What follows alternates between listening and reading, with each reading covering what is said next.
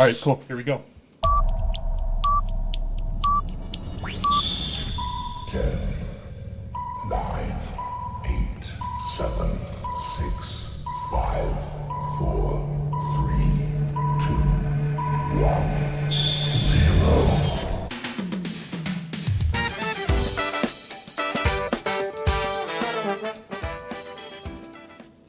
All right, good evening, everyone. Welcome to another episode of David's Saturday Night Sit Back. Tonight, I am so very grateful to have Marko Arani in the house with me. Marko was an 18E Special Forces Communication Sergeant in Hungary and then became a Custom Protection Officer with G4S in Colorado Springs, Colorado. You were then an infantry team lead with the 3D U.S. Infantry Regiment, the Old Guard in Fort Meyer, Virginia, and ultimately became a protector with Gavin de Becker Associates here in Austin, Texas, where I learned today from Gavin's book that their clients are everyone from federal government agencies such as the CIA, prosecutors, battered women's shelters, universities, TV stars, TV stations, police departments, cities, states, movie studios, cultural figures, religious leaders, champion athletes, politicians, recording artists, movie stars, and college students. Marko, I'm very excited, very grateful to have you on the show tonight. Welcome to David's Saturday Night Sit Back. Oh, well, thank you. Thanks for having me. You're welcome. Honored to be here. Did I get your history relatively accurate? Yeah, pretty close. Or at least pretty close at home. according to your LinkedIn profile. Yeah, that's pretty much it as far as the professional career. That's everything that matters. Yeah. There was a little bit of extra time between the army, between the two militaries, let's say, and I also worked for a construction company for a little bit. That is missing from the profile, but it's not really relevant in my professional With path, everything else you've done, nah, Yeah. that doesn't need to be on your Yeah, LinkedIn. That'd be too distracting. It's just a space filler, at a time. Yeah. Are you happy? I am. Yeah. Why'd you move to Austin, Texas? Well, I always wanted to move to Texas. So, interestingly, if you think about it with a European head, us in Europe, the American dream or the American life is typically one of these stereotypes, either like the New York City type of vibes or what happens in the beach in California or Texas, this big freedom and everything. When you move to the United States, you realize it's how far that is from reality, but it's still something that was in my head that I wanted to experience, the Texas lifestyle. So since day one, I really desired to move to Texas, and then I separated from the Army in 2022, so last year around May, and so finally gained some freedom. And I decided to come to Texas. Oh, yeah. And so that was in May of 2022 you landed here? Yes, that's my separation. Got it. You beat me by a little bit. I got here in December, so about 7 months on me. I showed up right in time for that ice storm. I don't know if that impacted your neighborhood very much. Yes. Yeah. I mean, that's pretty much impacted everything around. How many days were you out of power for? We were lucky. We haven't been out of power at all. But, the trees and nature was just destroyed around it. And we had the water closed down for a little bit because they were afraid that the pipe's going to burst and stuff like that. But we were pretty lucky because I know people that were without power for days or weeks. Yeah, for me, it was about a week. If I was your buddy already, I probably would have been camping out at your place for a couple very days. lucky.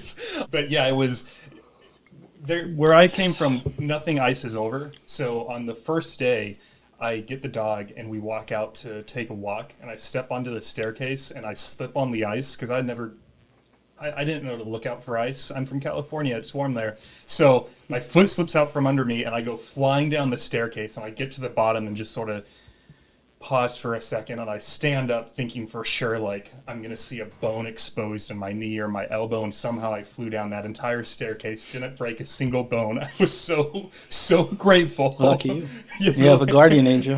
Dude, after that moment, that's literally what went through my head. So then I'm walking him and I'm like, man, that's impossible that I did not break anything just now. So maybe there is something out there protecting us. Who knows? Or maybe I just got lucky. Yeah, you never know. Yeah. All right. So you did not grow up here. You grew up in Hungary. That's correct. What is one of your earliest childhood memories? Wow. Well, I grew up essentially in a big family that later rapidly changed. So I lived in a big house with my grandfather, my grandmother. I had 2 uncles, my mom, I had a cousin, and we all lived together in a big house. So probably some of my first childhood memories, those family gatherings and just hang around the house, grilling in the garden. My grandfather one of his hobbies was making wine, so he had like a little line of grapes in our backyard, and so we messed around with that a lot. And he had like a little basement where he had a couple barrels where he made wine. So it was pretty interesting for me as a kid. Hang around there a lot with my grandpa.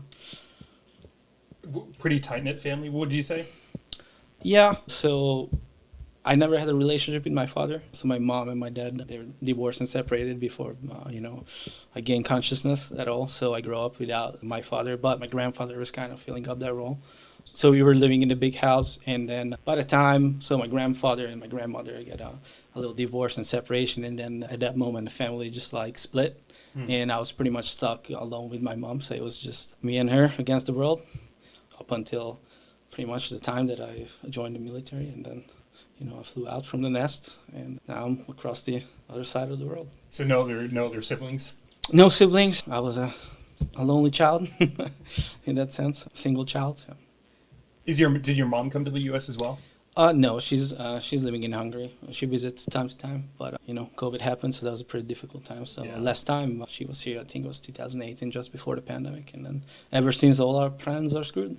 Yeah. Pretty recently, I just found out. So I bought her a plane ticket, and there was no mention. So it was like I think the end of the last year, maybe this January. I'm not really sure, but essentially there was no warnings from the airline or from CDC or even for the Customs and Border Protection that you need any type of vaccination or anything to travel in the U.S. because it was out of order months ago.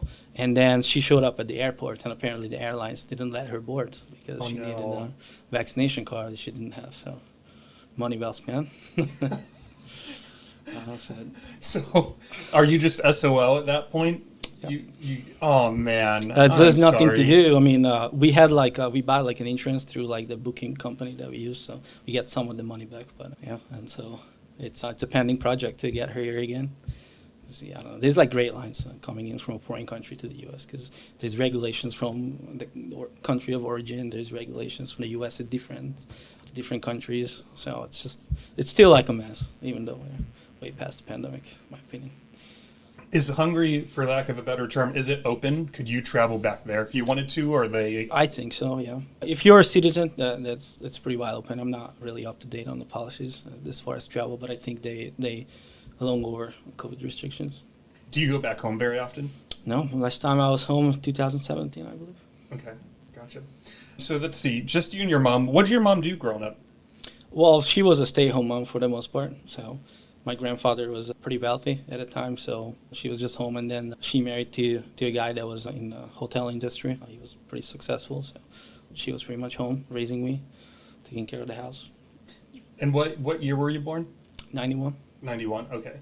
So for someone like me, I was a terrible student in history class. I did not pay attention. So when I was looking up a few things around what happened around like 89 and how the country was changing, I definitely saw some familiar terms. But someone like me, I don't know anything, when it comes to what it would be like to grow up in Hungary versus what it would be to grow up where I was in Sacramento, California. So can you talk a little bit about just your experience growing up in Hungary? Yeah, so Hungary have a long history, like thousands of years, and it's a nation of a lot of struggle. And so until 89, Hungary was a strongly communist country. Before that, like 30 years before that, we were under like Russian influence. So there was like the Russian government was ruling within Hungary. So that was a pretty rough time. And so 89 was that, I guess if we translate it, was the system change when we adopted like a parliamentary democracy. And so I born right after 89 in 91. The moment when I'm born, we already were like a parliamentary democracy. But as you can imagine, after decades of communism, the people in charge are the same. So it was a pretty, communist vibe, Yeah. so to speak. More of like, the socialist ideals, but not in a good way, in a bad way. So, but I was a children, so, I didn't really experience much of it. But that's definitely something that, older generations or our parents, they're wearing under the skin. And as you grow up, with your parents, you just know the stories, you just know their struggles. So that's something, you grow up with. And I think by, say, early 2000s, we were pretty much westernized. joined the EU, I think 99 maybe. I'm also not really good at history. But we joined the EU. That was the Schengen Agreement, which included other countries, so we were able to travel within Europe pretty freely. And once we joined the EU, it's pretty much most of the European countries, just like in the US, you don't need a passport. You can travel with the European driver's license. They are like universal. But before that, when I was a child, that was different. Like you had to get a government approval to leave the country. You got to get a stamp in your passport and stuff like. So the passport itself doesn't give you the right to leave the country. Things of that nature. But I just noticed things from hearing it from my parents, because by the time I got to the age, we were like pretty westernized. I didn't had those struggles. Did your mom ever share any stories with you about the things she struggled through growing up there? Nothing in particular that is in my mind. I just know like the school system was pretty hardcore. Like they were using violence, they were beating the kids. They were forced to learn Russian in school. So, those type of struggles. The government has like a big hand over everybody. So pretty much like there was no really valid classes before 89 or a little bit before 89, because, government was just taking everything from people. And then after that, when the system changed, the people that were lucky or smart, they get really wealthy. And the others started from scratch, and that's how kind of like the classes started to form around that time. And like I said, that is just my experience, so I could be totally wrong. Yeah, sure. I read there is one article where it mentioned that after 89, where did it go? There is a spike in organized crime, alcohol and drug use, prostitution rings, and money laundering. Do you know if there is any truth to that? I mean, 90s was, the prime of that. So in the early 90s, it was kind of like a lot of mob type of activity, it was organized crime. So prostitution was, blooming, drugs and all that stuff. And that kind of toned down. I'm not really sure how long it lasted, but I know from a memory that in the 90s, there was a totally different legal environment than what was in the early 2000s and nowadays. So you could get away with a lot of things. So there was a lot of organized crime, a lot of sketchy things going on, but I do not have significant experience in that. To the best of your memory, were you relatively happy growing up? Were you afraid? What was your primary emotion? I was really happy. I have an amazing childhood. Like I said, I was very lucky enough to grow up in a wealthy family. And that changed only when I turned like 13 or 14. There was like a big crack, in the family. But before that, I have a super happy childhood. If I want to be honest with myself, I was a really spoiled kid that, the worst that you can imagine.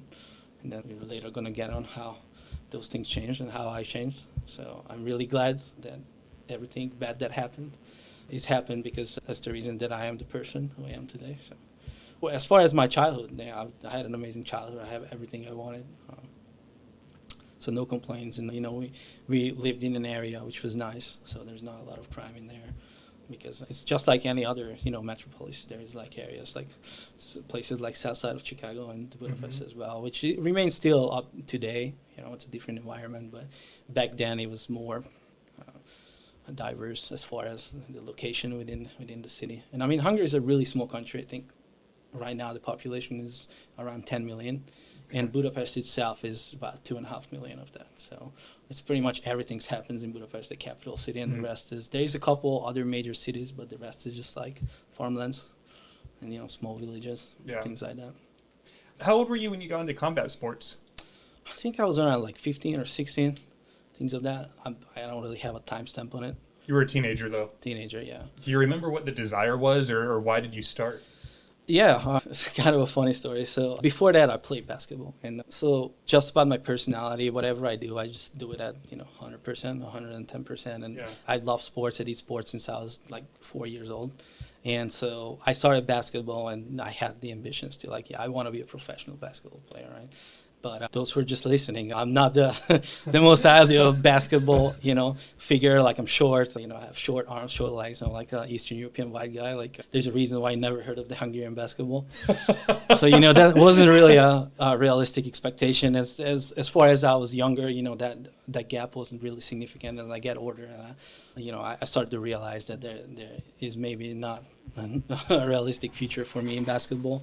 So that's where my head was. And I don't really know how. I think my excuse was to myself that I wanted to go do some Muay Thai type of stuff, so I get a little stronger, and that will translate into the basketball, and that will maybe give me like a boost, to be better. And then so I get into the role, and it turned out that I was actually pretty talented for combat sports. So I pretty quickly realized that there's more in the combat sports for me than it would ever be in basketball. So that's how that change happened.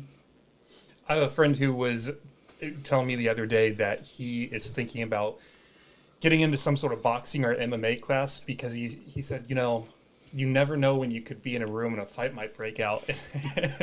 and I have no idea how to punch someone. Like, obviously I would try. I know how to, anyone could curl a fist and throw as hard as you can and hope that, it does something if the situation calls for it. But he's 24 and he even told me, he's like, it's a, what word did he use? Not self-conscious, but just he feels like as a man, it's something that you should be able to do. And so because he doesn't have, he's trying to boost his own confidence, essentially, is what he was saying.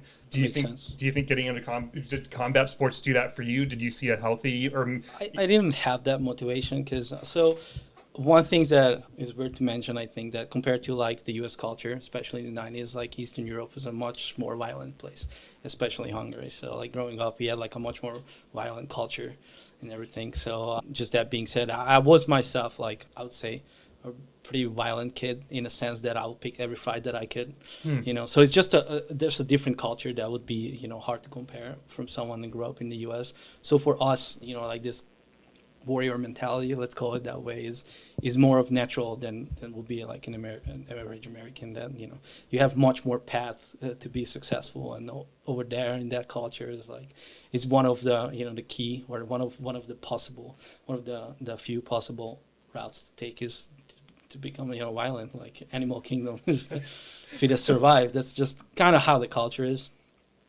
Of course, it's a little bit over exaggeration, but. So and I was a kid that did sports from the early age. So one of my success was always, sports and being athletic and being the strongest kid, being the hardest working kid in the room. So that it was kind of my path. So it was always there. So just combat sports, coming to my way was pretty convenient. Was it natural that most of the boys would initiate a fight if there's an opportunity for one, or was that something that was just in your personality specifically? No, I think it was more like universally common. There's a lot of like school fights and things like that. Just much more than what you would think is what happens here as a kid. Just a different culture, and like I said, especially in the 90s. Today is probably a whole different world, but for us, I think, to my experience, it was like that. I had actually a funny story, like cultural differences with that. So because of the culture, like bar fights are pretty common in Hungary. So the customs when you are with your girlfriend or your wife is that if you go into the bar, you open the door and you go in first. The reason why, because there's a bar fight, you get the first punch, not your lady, right? And so I started dating in the U.S. So I started going out with the girl. So we went out to places, and when we go to a place, I open the door, I go in first. And she didn't say anything, but after a while, she was like, hey, why do you do this? It's like pretty rude, in this culture. That's funny. And so I have to explain to her, like, oh, actually, this is the reason why. So you're actually being a gentleman. Yeah, so for us, that's just a customs that, it's the man goes into the bar first because you receive the first punch. That's funny that she didn't say anything, or maybe it was awkward for her, but... Probably, And at that time, I was pretty new to the U.S. Now I'm very much Americanized, so probably if you hang around with me, you won't be able to tell. Besides my accent, that I'm not from here. But at the time, the culture is different, so that was like a little bit of a buffer time while I was accumulated to the American culture. So I'm sure for that first girlfriend, that was a little bit wild at first. And did that girlfriend end up being your wife, or is this someone else? Your wife, somebody else? I ended up marrying that girl, but it's not the wife that I have today, so I married again. Gotcha. Well, because what I was thinking was, wouldn't it have been funny if she, instead of asking you, why are you doing this, she just broke up with you and you never knew? And then what if you ran into her like 10 years later and you were like, hey, why did you break up with me? It's been a decade, I'm married, you're married, it doesn't matter. And she said, well, it's because you were a dick and you were always going through the door first. Yeah, well, she was coming from a military family, so, she was kind of like versatile herself. So, but if it would be just, a very regular girl will probably have more issues with these cultural differences. But I thought that was funny because that's actually happened. And, just cultural differences. So Eastern Europe it was a different place in the 90s, especially. It's funny, again, with the cultural differences. When I was growing up, I only saw one fight my entire time in school, and it was such a big deal. So, of course, we all ran over because that never happened, especially not at my school anyways. And it was this bigger guy, and in my mind's eye, in my memory, the bigger dude was probably 250 pounds. I don't know. He's like a big high schooler, Yeah. And then the kid that he was fighting was this just tiny, 5'6", 100-pound. If you sneezed his way, would knock him over. And the bigger kid, dude, was just pummeling this poor kid. And it made me think. I really wanted to know, like, did the small kid initiate this fight? Because if he did, like, what an idiot. But at the end of the day, security got over, broke it up, and that was the only fight that I ever witnessed in school. So it was pretty, in the sense of like school fights, it was a pretty peaceful school, I would say. Yeah.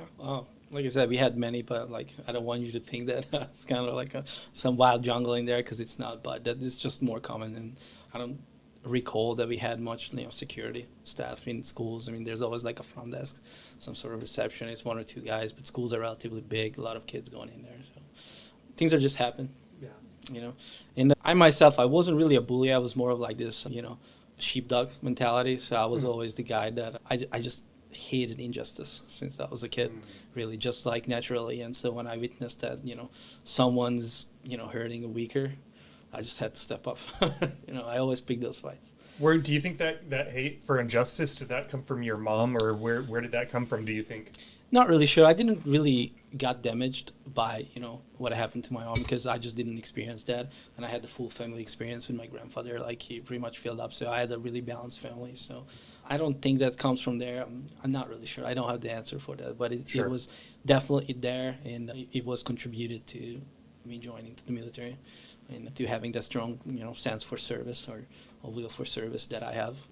I definitely drew it from there, which I'm not really sure where is it coming from, but it was always there. When you got into combat sports, you said it was, I'm going to butcher this, I can never say it right, Muay Thai, or was it something else? Muay Thai, well, yeah, so that was, well, it was kind of mixed in there. So there was like, all these like Olympic sports, like you can do karate and taekwondo and all that stuff. But when it comes to like more of like MMA, Muay Thai, kickboxing, that there was always kind of a blend, because it's a small country. It's it's a small community, so there wasn't that many options. So if you go to like one of these bigger gyms, they will probably train for all of these. So I didn't specifically go to a place that was like specialized in Muay Thai, but and also there wasn't that big of a culture for the combat sports besides the Olympic side of it. So you just go whatever competition you can. So if you were like flexible with the rules, if there was like a Muay Thai tournament, I go and find Muay Thai rules. If there was a kickboxing tournament, I go and fight kickboxing. So that's kind of how it worked. It's just because it's a small country, it's a small community. There was not that lot of an opportunity, and until you essentially hit a level that you can compete like internationally, or like to a wider perspective, that your options are pretty limited. So if you want to pursue this path, you gotta be versatile. Gotcha. How many years did you do it for? Well, I started when I was 16-ish, give or take, and I stopped around, probably I was 21. That's when I joined the military. So solid 4 to 5 years. Yeah, around there. You think that the combat sports changed anything about you, or you discovered anything about yourself specifically through that process? It changed a lot. It completely changed my life. But not so much of the combat sport itself, but like just the culture itself. And I was exposed to like real life. Like I said, I grew up in a wealthy family, so I kind of grew up in a bubble. Yeah. And that community is more like people that comes from a much rougher past or family. So I just jumped into that environment and just realizing, the other side of the aisle. That was life-changing for me, as well as my first trainer or coach. He was a pretty wise man, and I learned a lot from him that I'm still, enjoying the benefits of today. So that was definitely a life-changing experience. And then, like I mentioned before, I don't want to go deep into personal stuff, but there was a point when our family financially broke and went from being the rich kid that living in a mansion in the mountaintop to like wondering how we're going to put food on the table at night. Interesting. Yeah, so like I said, it was a pretty rough change, and lucky enough I was already in this environment with the combat sports, so that I had something to like draw from and survive the situation. So that was pretty good. And those two things at the same time was that completely changed my life, I think, or I'd like to claim. Yeah. And maybe the person who I am, because like if that won't happen, I don't know who I would be today. Yeah, probably one of those guys in the polo shirts and the pink shirts going around and telling about your lawyer parents and stuff like that. I don't know, in a yacht club. I don't know. So yeah, it's funny. My last guest, I asked her if she would change anything about her life as we, because she went through some of her own difficulties, which I won't say here. I'd rather just you go listen to Heather Bennett's podcast or episode. But she said no. At the end of the day, like some of that stuff was really tragic and really traumatic, but I'm so happy with where my life is now. And what if that trauma or those tragedies or whatever the situation was didn't happen? What if I was just this schmuck of a person now because I didn't go through that? And even Gavin in the opening chapter of his book says that his ghosts are now his teachers. And I love that. I love that little sentence that he said that, if you have any ghosts from your past, what can you learn from that instead of playing a victim or like feeling sorry for yourself? You got to be able to take something away from that situation, hopefully. True. I mean, I 100% agree with that. I had the same experience. I think most of us that have been through something like that has the same experience. So, yeah, it was rough, but for nothing in the world I would change anything what happened, because like I said, that's the reason I am who I am today, and I'm pretty glad for everything that I have. I have a happy life, so I'm not complaining at all. There you go. Anything else that we should talk about in regards to that time, 16 to 21, and when you were doing combat sports? Yeah, we can go into that experience, how I lived through it. I think it's pretty interesting, sometimes pretty funny. Yeah. So, as you can imagine, I came from being like a basketball player, coming from the rich neighborhood. And so the place where I ended up going, it was one of the biggest or most successful, like one of these like extreme fighting club. You can say they do MMA, to kickboxing, whatever you can imagine. And it was one of these rough area of the city, like one of those, south side of Chicago or downtown Detroit type of area of Hungary. And it was like, that gym was as rough as you can imagine. So the coach there, on the side, he was breeding like pit bulls. So this entire area was like a gym or like a facility built up from like plywoods. Every equipment was like rusty and dirty, and there was pit bulls outside around on the dirt with like metal chains and really rough area. I remember when my mom pulled up first, she was just like, I'm not going to let you walk in here. I was like, shut up, Mom. Shut up, I need this. Yes. It was really rough. And, all the kids that were there were like probably coming from like, a rough background, of pretty poor families. And all these kids are like, with their cauliflower ears and broken nose and scars. And, the kind of people that if you walk across the street in the dark, you go to the other side. And at the same time, they were the nicest people I ever met in my life. Later find out, but it was just really rough. And me showing up there with a nice haircut and my Nike shoes and in your pink polo. Yeah, it's that kind of guy. So I show up there with my mom that drive me with the car, which also in Hungary, like having a car is not a necessity. So if someone has a car, that's that's a luxury. Yeah. Especially at the earlier times. And so I drove up there with my mom, driven with a nice car. So you can probably imagine that they already categorized me like, oh, this kid's not going to last for 5 minutes. So as I pulled up there, but like I mentioned earlier, I had this like warrior mentality. So I already like Googled the gym and I see they're like top fighters, and I went in there, I want to beat this guy and I want to beat that guy. And that was kind of like my mindset. But I went in there, and so there was this coach. We call him master, but it kind of translates weird. It's kind of like a sensei or something. Okay. I should say Hungarian, but that was how we called him. And he was a guy in a wheelchair. And so he had like a really touching story. He was a super talented kickboxer. He was the youngest kickboxer in the history of Hungary. I think he was 19 years old when he won a world championship. And after, I think around when he was 21 or 22, a drunk cop shot him in the back. Oh, and no. he ended up being in a wheelchair. So, that's his story. But he was like an amazing guy. But at the same time, he was from like a countryside. He had like the thickest accent you can imagine. Very simple guy, but with a lot of wisdom. So I showed up there. He was there. They were generally very welcoming, but they felt like you don't belong here, but you're welcome to come here and do this. So he was a really rough man. He had like really hard ways to deal with things. So he was just like trying to put me in the deep water, and just like, okay, just put on the gloves and get on the mat. And so the training sessions there was like 3 hours.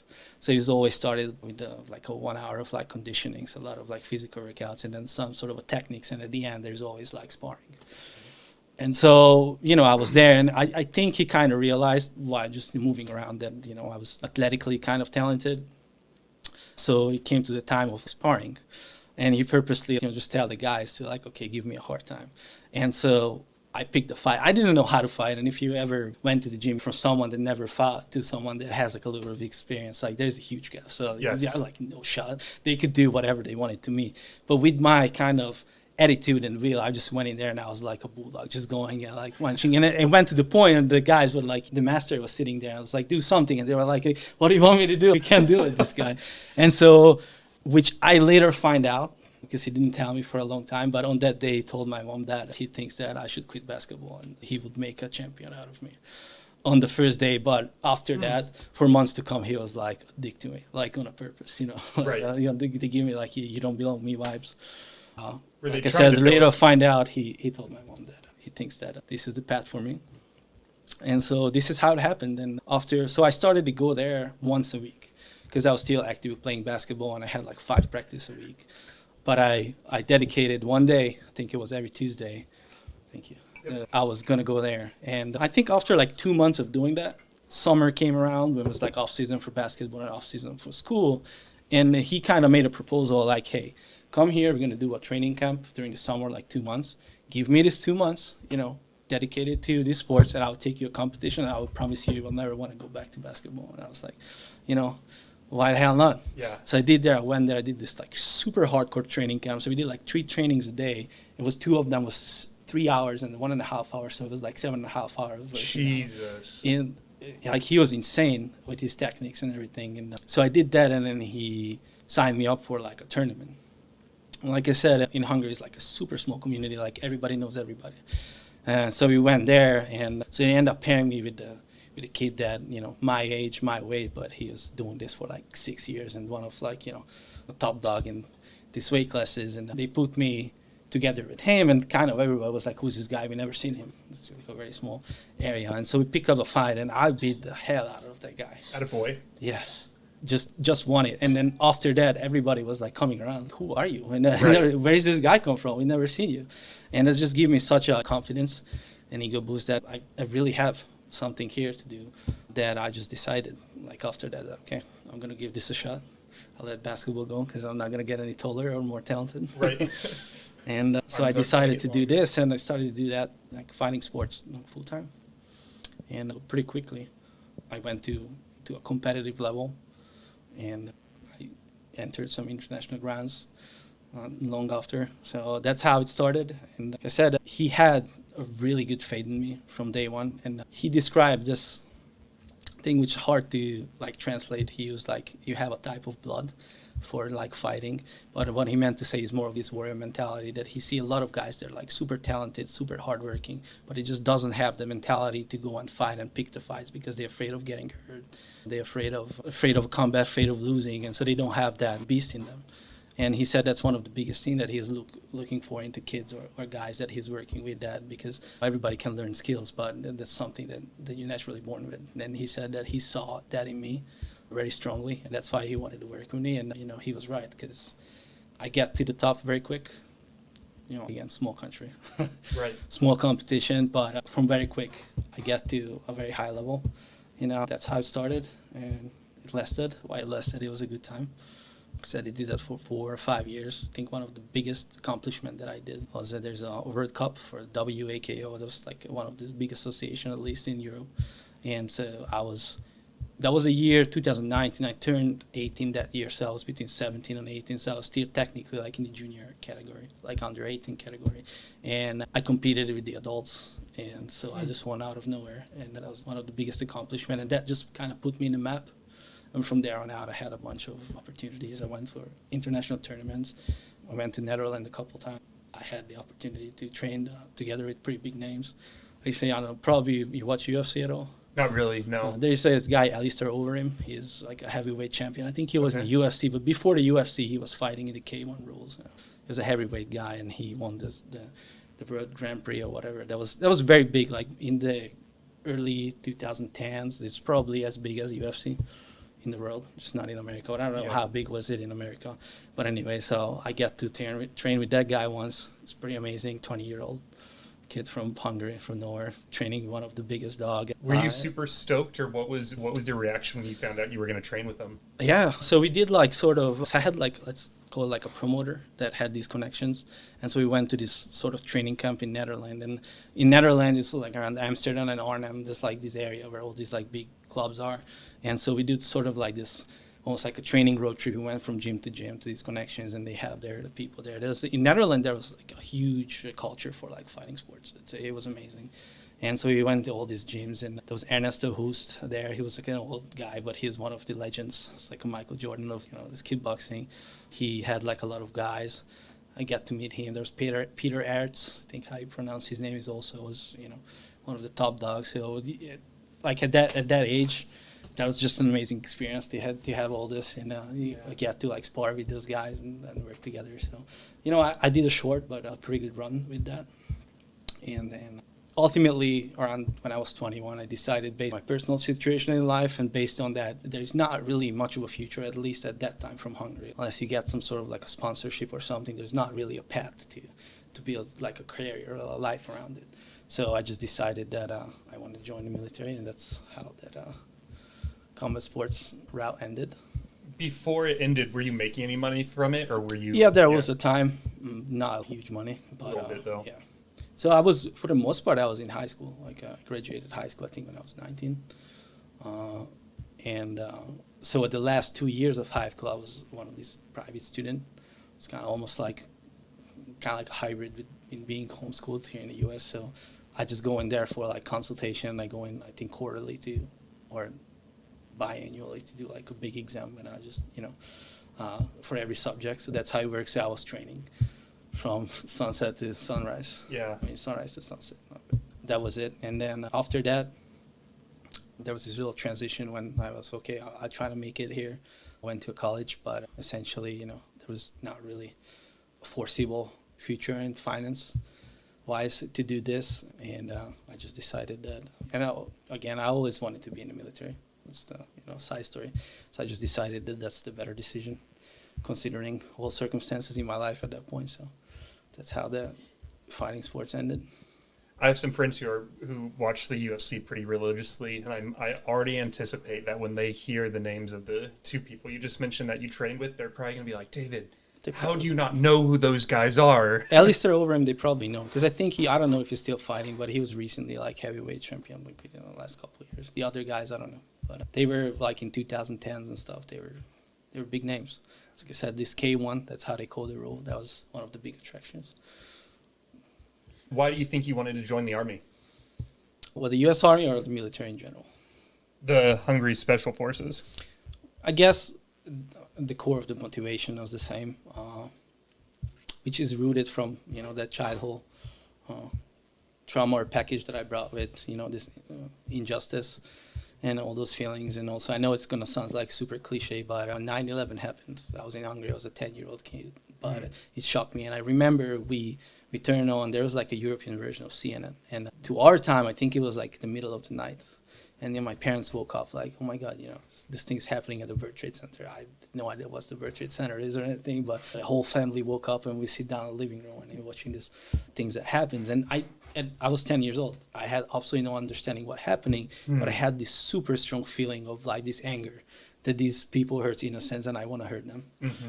I'm not a psychopath, I promise. But that doesn't sound that's like kind of just like the feeling that I had on the inside with not even knowing what's the World Trade Center is or what's really happening, what terrorism is. And then I think that was one of the moments when I started to think about, like, funny enough, I always wanted to be an American soldier, even though when I was a kid in Hungary.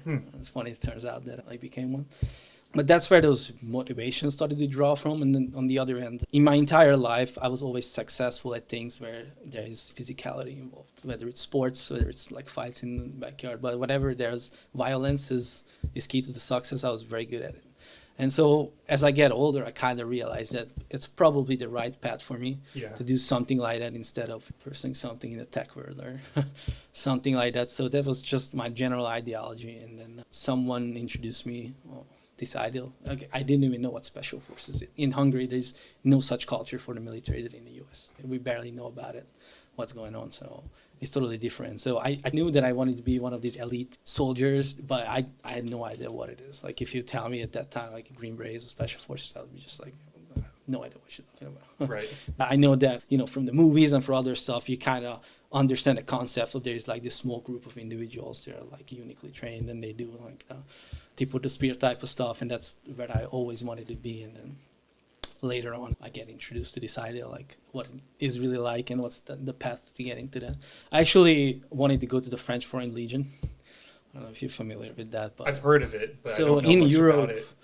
that was huge. So the French army, they have a regular army and they had this French Foreign Legion, which back in the 90s and the 80s, it was like one of these escape routes for criminals because they have no background check and the people that just wanted to disappear, they went in there and they pay like really good money for soldiers to serve. And then later on, I'm not really familiar with it either, but it's just a legendary thing, especially from Europe because, the American military is just so far away for us to even understand. And so the badass thing is the French Foreign Legion. So first I started like, okay, I want to go there. And I actually went to the recruiting. I went through like the first few days of trainings and then it just turns out it's not for me. So I came back. And so actually because of that experience, I had an old basketball coach who was friends with a guy like close to the family who was friends with the commander of the Hungarian Special Forces Battalion. And so they had a Christmas dinner or something. And I came up as a topic, and he was talking about I had this old basketball player who's pretty successful in combat sports, and he wanted to be in the military, and he decided to go to the French Foreign Legion. So this guy sitting there is like, hell no, this is our guy, our talent, let's bring him into the Hungarian military. And so they reach out to me, and this guy talked to me and explained to me at the first place, like, what it is in the Hungarian military, what kind of opportunities are there, because I knew nothing about it. And so they kind of laid this pad out for me and I was like, hell yeah, I want to do this. So I just rolled into that and I joined the Hungarian military. I don't know if you're familiar, in the US Army they have this X-ray program where it's kind of like a pipeline to special operations. So I went into a similar pattern. I just went into basic training and I went straight to like airborne school and selection, and then from there I just started the Q course and everything, and that's how it started. So I jumped right into it. What were some of the physical requirements like as you were going through those trainings? Very similar than what's in the U.S. So all the small European countries, our special forces is based off of the American ones. So they actually, through the NATO, they have this group of people that come here and make sure that our Q course is up to the U.S. Q course standards. So it's pretty much, we didn't have that culture in the military, so we were set up by the NATO and by the U.S. Army Special Forces. So the standards are pretty much the same. What I can tell you from doing both, that the Hungarian one is physically much more challenging, but academically is less. So, there's more focus on being like hardcore and doing this rough stuff, and less focus from like asymmetric warfare and things like that, which has a huge focus in the U.S. Army because the Special Forces main mission is those unconventional warfare type of missions. So that was the difference, but physically it was much challenging. And also I'm kind of biased because when I went through the Hungarian Q course, I was a young dude, no experience. So it was much more challenging than when I came to the US to do the Q course. I was an experienced operator, so I know what's coming at every single moment. So there's no surprises for me. So it was still very rough physically and all that stuff. But just knowing what's coming next and knowing what's going on around you was just a huge difference. So it made it easier in some Much senses, easier, knowing what was to come. Much easier. And the climate is a little bit different because, funny way I like to put it, in the U.S. Army you have rights. You're a person. The Hungarian Army, you're an object. Like there's no such thing that they hurt your feelings, so they can do whatever. One of the funny stories was when I went to the airborne school here. They make me go through the airborne school, and so we had these like first week these classrooms and briefs. And so you had these small briefs, and these airborne instructors are starting to talk about jump refusal. And it's just like laugh out loud, like, what the hell is a jump refusal? And it turns out they were not joking. And it was kind of like an awkward silence in the room, like, what the fuck is this foreign guy laughing about? And so later turned out that, in the U.S. airborne school, you can just refuse to jump if you don't want, you just get recycled. The Hungarian airborne calls, they kick you out from the plane door. They had these ongoing jokes that, how do you know who's a first-time jumper? They have like footprints on their back. So there's no jump refusal there. Yeah. So, that kind of difference in climate and mentality, same with the selection, same with the SEER school. They have no liability. They can just do whatever. So it makes it a little bit much rougher to go through. On the other hand, academically, it's much easier. The requirements to pass. So. When you were ups and downs. when you were going through the physical training with the Hungary Special Forces, was there ever a moment where you thought you were, I don't want to say you thought you were going to quit. Was there any particular moment, let me rephrase that, where it was just, what stretched you the most, or was there a moment or a particular thing where you were just like, what the fuck am I doing? Oh, there was plenty. So I was in a top-notch, physical condition because I just was coming off 21. from. Yeah, I was 21, just coming off from this fighter background. But it doesn't matter how fit you are because for these selection courses and stuff like that, they just push you to the limit. So humans have limits. So you could be like an Olympic athlete, they're still gonna find your limit, Yep. right? So a lot of people trying to go to these Q courses and selections, they hang up too much about physical fitness. I mean, yes, you have to be fit because otherwise you have no shot, but it's 10% of the job, maybe 20% of the job, because the rest happens in your head.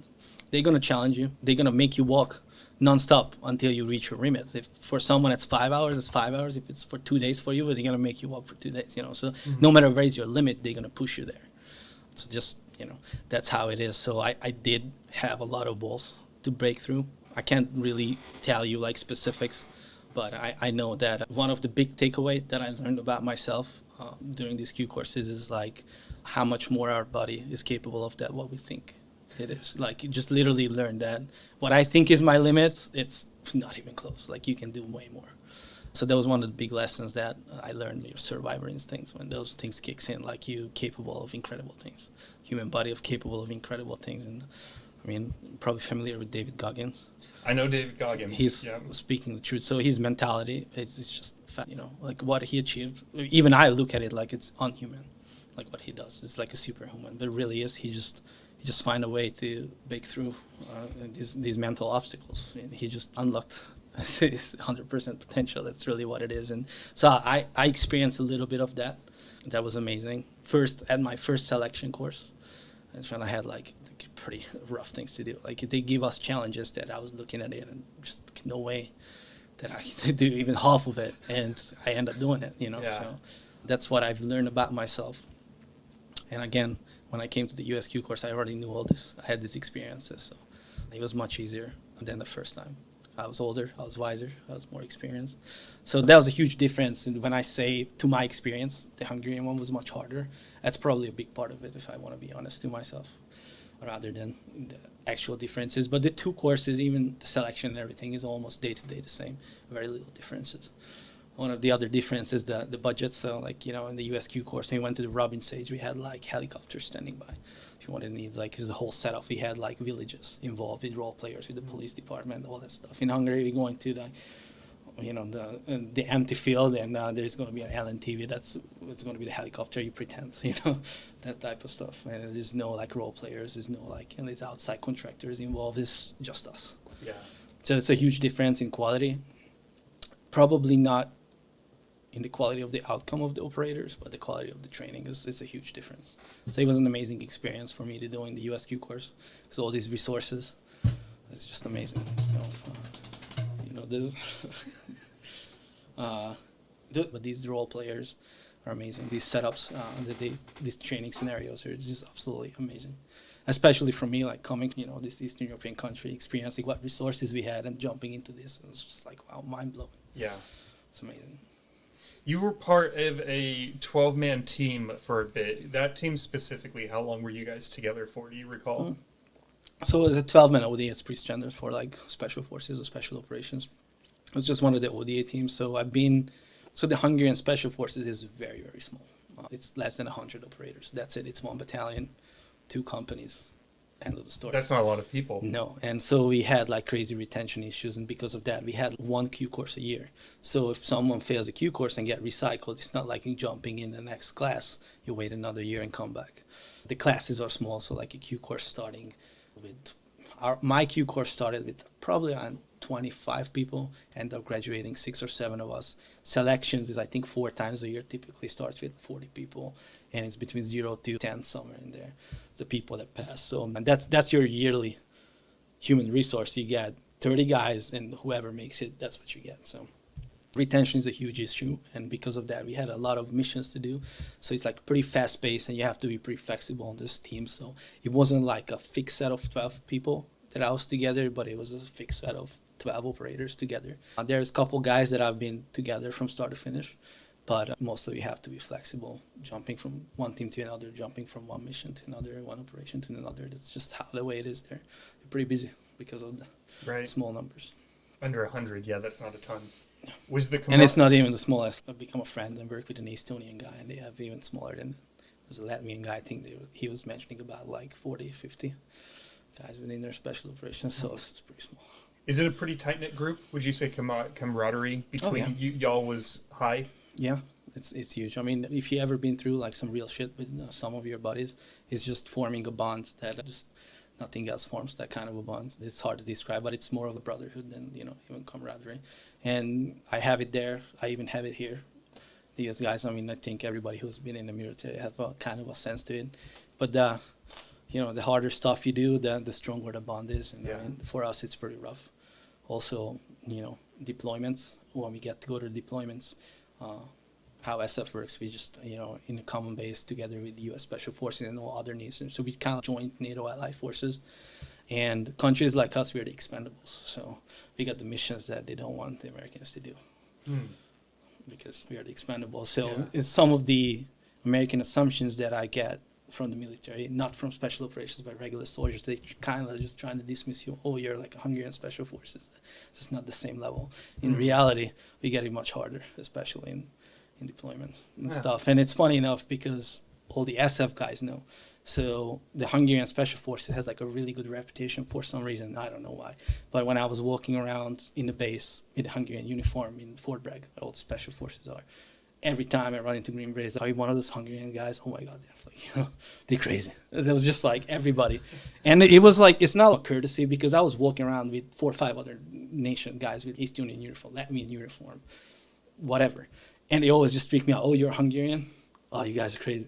I didn't know why. I honestly didn't know why. But even in the schoolhouse, like every cadres that I met with, so it was MOS course. It was, they know, oh, you're Hungarian. Wow, you guys are crazy. You liked having that reputation. Yeah, it was cool. Like I lived up to it. Cool. I was like, I didn't know what they're talking about, but I was like, yeah, you're like, sure, I'll accept that. Yeah. There could be worse but for some reason, we have like a really good reputation. Like I said, can't tell you why, but it's just what it is. But other, like for the Polish special forces, they're one of the top dogs. Again, I don't know the insides, but if you ask any American Green Beret about the Polish special forces, they'll be like, yeah, those guys are crazy. Now I'm gonna be looking for one just so I can ask them that. Yeah. And maybe I'll ask them too, like where the reputation come from. Why are you calling these guys crazy, man? Yeah, I mean, it's just like the deployments we take on everything. So for us, going to this deployment is more of an opportunity than for the U.S. I'm not saying it's a hustle, but I think the general consensus, if you go to deployment, you don't look at it, oh, it's a great opportunity. I want to be there. I love it. And from Hungary and the small countries, that's our bread and butter. We love it. We want to do it. We like back for it. Let us go so we can do real life shit. So because of that mentality, when we go out there, when any mission is there, we just want it, Yeah. And on the American side or like on the bigger country side, they're just like, we'd rather not. So probably that's where this reputation comes from, that we just do crazy things. We just take crazy missions. That's my best guess. No jump refusal. No jump refusal. Was there anyone that you'd consider a brother now that when you first met him, you were maybe even judged him, oh, this guy's a douchebag, and then fast forward a year and a half and you guys are best buds? Not so much of like a beef with them, there's a douchebag, but I had plenty of experiences when I looked at a guy just by the appearance and there's like, no way this guy's going to be a special forces. And they turned out to be the rock stars of the course. Yeah. I had plenty of those experiences, so you learn really quickly that you can't judge a book by its cover. Did you keep that with you as you think about who you are today, that you naturally just judge people less when you see someone? I wasn't really like judgmental in a way, but that was just a lesson, you picked up, and that's definitely with me. So I just kind of have a more in-depth vision of when I'm looking at someone to find the real values in what that person capable of, maybe, or may not be, I think, but yeah. Do you keep in touch with anyone from those days? Yeah, some. I mean, from the core team that I work together, those guys, there's brotherhood is for life. So maybe we don't talk every day, but You could pick up the phone and start talking. yeah, like it was anytime. And yesterday. I mean, I know if they're in trouble, I will walk into fire for any of them without a question. So it's just, that's how it is. And I same I had like really good friendships in the U.S. with the U.S. So like I did this Q course. I was here for about a year, more or less, as a Hungarian soldier. But I bonded with very good friendships with American, now Green Berets. At that time, they were in the schools. They're, we're very close friends to today. Yeah. But I mean, in an American military culture, we're stationed all across the country, so it's pretty common that we are far away. But I do have a lot of friends, and coming here, I've been through some trouble. We can talk about it. So it was really hard to come in and join the army. So I had some struggles, and those people are always there for me to reach out. They help me any way they could, give me a room in their house, Yeah. whatever the case may be. So yeah, those friendships are great. And then after I joined the army, then I also formed friendships that still remains, probably will remain forever. So did your time with the Hungary Special Forces end because the Marines, for example, you do 4 years and then you exit? So did you meet a time requirement, or sort of talk to me a little bit about how did that end, and then why did or is that the same time that you also started to transition to America? Yeah, so the concept is the same. You as long as you enlisted or NCO, actually until you enlisted, you have a contract. So you do sign for 3 years, 4 years, 5 years, whatever, and then you extend. But once you hit to become an NCO, that's became kind of different. So you no longer your contract is no longer in effect. So if you wanted to get out, it's kind of like you have to like decommission like the officers. You cannot just like, okay, my thing's expired, my contract's expired, I'm leaving now. You kind of have to get approved for it. But the generic concept is based on like time agreed contract. It's a voluntary service. We don't have mandatory service anymore since like 2004. So very similar, system is different, but same but different, Yeah. Particularly with my story is that, so it's funny enough, I was preparing for deployment with my team. So every year a unit got this couple spots for the scholarship to come here and do like the Q course. And so a lot of countries send their guys here for different reasons. So the U.S. have this diplomatic relationship with different countries for different reasons. So it's all different. But for us Hungarians, it's like a prestige. They always want to send their best guys. So we go there and we make a statement on the Q course. Why other countries, they just send their guys there just going to the Q course, so it's not their financial burden to put the guys through. So America pays for it. So like I said, it's different, but for us, it's a prestige. So they wanted to send their best guys. And for whatever reason, the commander handpicked me like, you are the one that's going. So he pulled me into his office, and it was just like, hey, you're going to the United States to do the Q course. And I was like, no, sir, I'm deploying with my boys. And, that conversation goes, he was a colonel. He was like an amazing guy.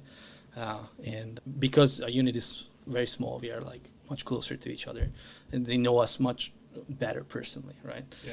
And normally, and he was really casual. Like we talked to him in respectful manner and everything, but he talked to us like dogs, and it was like, I don't give a fuck about your opinion. It wasn't a question. You're fucking going. That's pretty much. I was like, oh, Roger that, sir. So I had to go, and I was pretty salty about it because I wanted to deploy with my boys. Did you know what whoa there, buddy. Did you know that that was like a pretty big statement that he was making at the time? No, like I said, I just wanted to deploy with your boys. Yeah, I just wanted, even though like I had this dream too, live in America, become an American soldier. But at the time, I was in the zone that we are going to deploy, and I was already started the preparation for it. So it was pretty much we were like a month away to deploy. Yeah.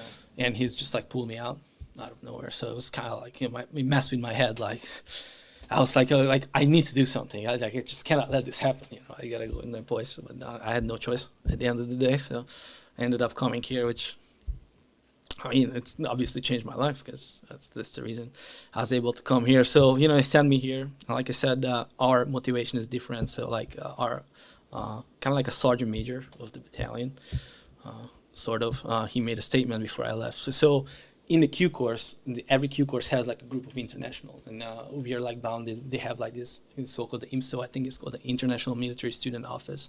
So you have like this concierge and taking care of us. And every year when the graduation comes from that particular group that graduates together from the internationals, they give you like an honor graduate, and they give you like a sword. And so they're very well aware of it in the Hungarian army. So the sergeant major pulled me in the office and told me, if you don't bring the sword home, don't even come home. And it's like not joking, it's not in a joking way. Right. So that was the man. You go in there and you show them who we are and you bring home the sword. I ended up bringing it home, but so that's how it happened. And so I came here. I did the Q course. I think I did well. I got positive feedbacks. Again, it's an interesting stuff to be an international in the Q course, because different countries have different relationship and they treat you different. So there's some countries that they just push through the guys. They don't have to do the standards, especially for guys from Afghanistan. It's more of a diplomatic relationship and they want to push through these guys. So sometimes the dumbest guys are there that had no shot to become a Green Beret, where they push them through, they shake their hands, they give them a Green Beret and a long tub and they go home. Other nations, they put us up to the standards that the Americans go. They're not gonna kick you out from the course, even though I've seen guys that failed the land and they were allowed to go through and pass forward. It's because of the relationship, but as far as they hold you up to the higher standards if you're from certain countries than if you're from others. And so, to my experience, we were held to the same standards. I didn't get privileges that some others did. It's not a significant difference, but so to my experience, I got real counseling, real feedback, so what American candidate would get, and I think I did well to my experience. And like I said, it was a cheat code because I already know the course. So it wasn't that hard for me. I was physically fit and everything like that. And so there was a program in the U.S. Army. It's called the MAVNI. That's an acronym, and I cannot tell you what the acronym stands for. But how's it spelled? MAVNI, like M-A-V-I. Okay. M-A-V-N-I. Okay. There it is, MAVNI. Yeah, MAVNI. And so it was a broad, kind of like an exchange program, which certain nations, from citizens from certain allied nations with certain visas, you have the opportunity to join the army, and exchange of your service, you get your citizenship. Now, certain aspects of the military use this as a tool, so if you have a critical skill that is important for the U.S. military, they brought you into this program, and then they push you through. And so at that particular time, I think there was, to my understanding, and I don't know that for a fact, it was just kind of like my perception, there was sort of like an initiative in the Special Forces community they always heard it for people, probably still to the day. And one of the stitches that they're trying to put on this gap is to bring in these experienced foreign guys. They brought in a lot of interpreters from the Middle East and stuff like that, and also all these international guys, they were kind of like scouting if they see something that they like. And so it wasn't like an offer on paper or anything, but they brought to my attention hey, here's this program, and if you want or you're interested, we can bring you into the US. And I was like, fuck yeah. It's my dream. I really want to do it. So that's kind of how it happened. And so at the same time, it was kind of convenient that my original agreed contract in the Hungarian army was about to expire. Now I did have to sign an extension because I got this scholarship, and one of the other purpose of the Hungarian army to send our guys to the USQ course, that we go there, we learn all that knowledge, and we bring it back and spread it to the unit. So it's kind of just how the community works. So they did make me sign a contract that if I do this course, I have to stay with 5 more years. But I was able to break the contract. I just have to pay back my entire scholarship, which is a large sum of money. So I did collected my paycheck from the Hungarian military while I was here. I did collected a grant from NATO that comes every month, and I did get a paycheck from the U.S. Army. So everything that I got paid from the NATO, I have to lump sum pay it back. And that was kind of relieved me from this agreement, because that agreement that I made was not a military contract. It was sort of like this agreement of the training or whatnot. So there was legal ways. It wasn't easy. They were really hard on me. They wanted me to stay. So they threatened me with, you're going to be going to jail for treason, which is totally not true. But there was lawyers there, military lawyers, that they said, they say these things, but at the it's time, not true. did you believe them? Did you have any words? No, I'm not a person that is easily intimidated, and I kind of read the room that this is kind of like the desperation. So it started off we want you to stay, you have a contract. No, I'm going to go. I'm like, okay, if you go, you're going to be rotting in the basement for the rest of your life for treason. It's like, no, I'm still going to go. And then it finished with okay, what can we offer to you to stay? So that's how this negotiation. From you're going to jail too. Yeah. What can we I mean, do? it wasn't one conversation. It was a lengthy process, but I had the legal right to end my service, and so I did. And then I came back, and So the original outline of this plan is that, so I didn't have a primary MOS certified by the U.S. Army. So I only was qualified by the U.S. Army as an 18 Bravo, which is a Special Forces Weapons Sergeant, which is not a primary MOS. So the plan was that they're going to bring me in this MAVNI, and then I joined as an E5, and I go with basic training. At the time, it was this basic training and the AIT set up of the basic training, and I only have to go to the AIT to get an 11 Bravo infantryman MOS. And once I get that, there also was a citizenship program in the basic training. So basically, these foreigners that joined for whatever circumstances, they get their paperwork started the first day of the basic training, and by the time, at the end of the 3 months that they get out, they already got their citizenship.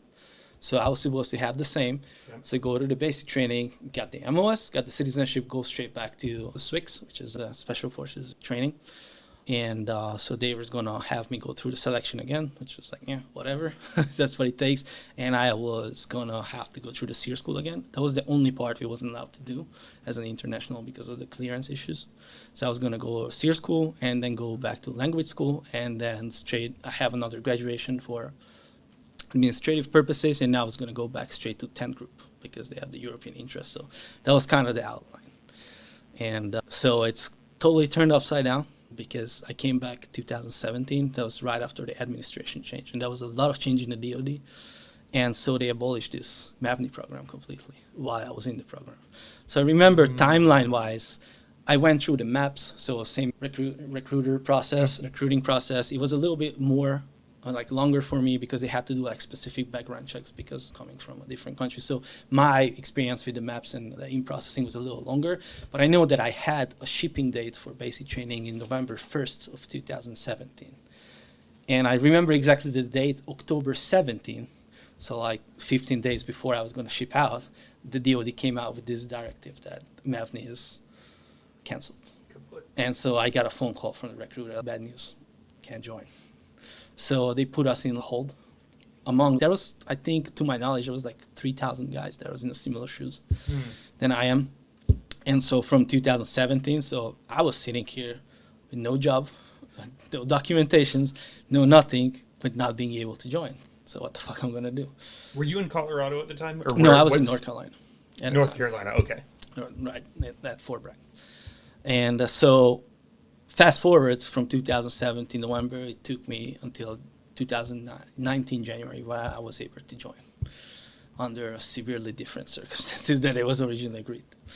So yeah, so that was a rough time between. And so my saving grace was that, I mentioned I had that girl that I was dating.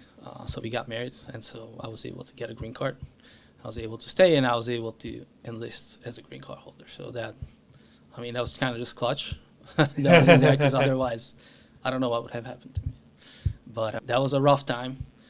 That's how I ended up working in this construction company, which actually was my ex-wife uncle had this company. So they just hired me, let me work for them. But I was, a certified Green Beret, mowing the grass for other people. It was kind of funny because I ended up taking care of a backyard of a guy that was one of my G chief in the Robin stage when I was in the Q course, and it was kind of awkward. So I was like, mowing his grass, and this guy's walking like, do I know you? Like, where do I recognize you from? And I was like, yes, sir, you are my G chief in the Robin stage. And I was like, what the? Just his mind just blown in the moment. Like, how come a guy that was there is now fucking mowing my grass? Kind of explaining the situation, but that's just kind of like how awkward. Yeah. So I did that for, in the between time, and so I ended up moving to Colorado Springs. But what happened is, so I had one of my very, very good friends from the U.S. Army who ended up going to the 10th group, and he was stationed in Fort Carson. And so my marriage went south. Get divorced, and I was in a really rough situation. He was like, hey, brother, you have nothing to do in North Carolina. Come out here. You're going to stay in my house and just start over. So that's what I did. And then I finally got the phone call in 2019 January, like, hey, green light, you can come back to the Army. So then I went back, and then I had to join under very unfortunate circumstances. Before we get to that, when you were mowing those lawns, there's probably, I like to hope that this podcast reaches people who they have plans to do A, B, and C, whatever it is, start a business, relationship, and it just goes completely sideways, and they're now in this phase of life where they're doing something that is, they consider it to be demoralizing or whatever. What was your mindset during that time? Were you just, you knew it was temporary and you were focused on getting into the military, or as you were where was your head at? Yeah, for one, I knew that the military is coming. It's just a matter of time. So I know it was just a placeholder. On the other, it was difficult, especially when you get these moments when your G chief comes out and I feel, embarrassed at that moment. And then there's also it was around Fort Bragg, so there's a bunch of military guys and not mowing the grasses of people that have half the training and experience that I do, and I'm living in a studio apartment for $600 a month, which I have a size of your kitchen with a bed, and those guys are living in their houses, and just it's challenging in the head, to be honest with you, but I just pushed through because I know that the military is coming, and also just the mindset that I'm a lifelong learner. So that's something I never did, and from that job and from that man that ran the company, I learned so much. Just not just the trade, but about life as well. Again, that was a good learning experience. So I go in there with nothing and came out with a lot. But also, like I said, I'm just a hardworking person. I'm just grinding. So I just want to be the best at mowing grasses. That's that's how it went. And then we were really close with the guy that ran the company. And after I left, he said he never had such a good working guy that I was. So it was a really good time. I mean, I didn't make no money. It was pretty rough. It is what it is. But at the end of the day, take away a lot from it. I like what you just said, that you're just going to be the best to mow those lawns. Yeah, that's everything I started. That's what drives me. If there's no competition, I just create one. I don't care. Yeah, I love that, man. You said it quickly, but it's so important. Whatever you're doing right now, just be the best at it. Don't half-ass it because it's not your ultimate goal. It's, this isn't what I'm supposed to be doing right now, but this is where I am. And it's not going to change today. Maybe it'll change in 6 months, but for today, I'm just going to be the best at this. Yeah, that's pretty much how I work. That's my drive for the most part. So, yeah, I just want to be the best lawnmower. There you go. Some damn good looking lawns out there. I did pretty good. The clients liked me for the most part. I did good for the company. I ended up becoming their field manager. So I take over the manager role. So the guy that was actually on the company, I was there day to day a few months. It was I don't need to be there. You can run this shit. Yeah. So, but it was good. I had a good time. It was, mentally challenging because the circumstances, and like I said, and after my relationship went south and we were no longer together with my wife, I moved out of the house and I was there with nothing, no family, no money, no job. So, it was rough, but I pushed through.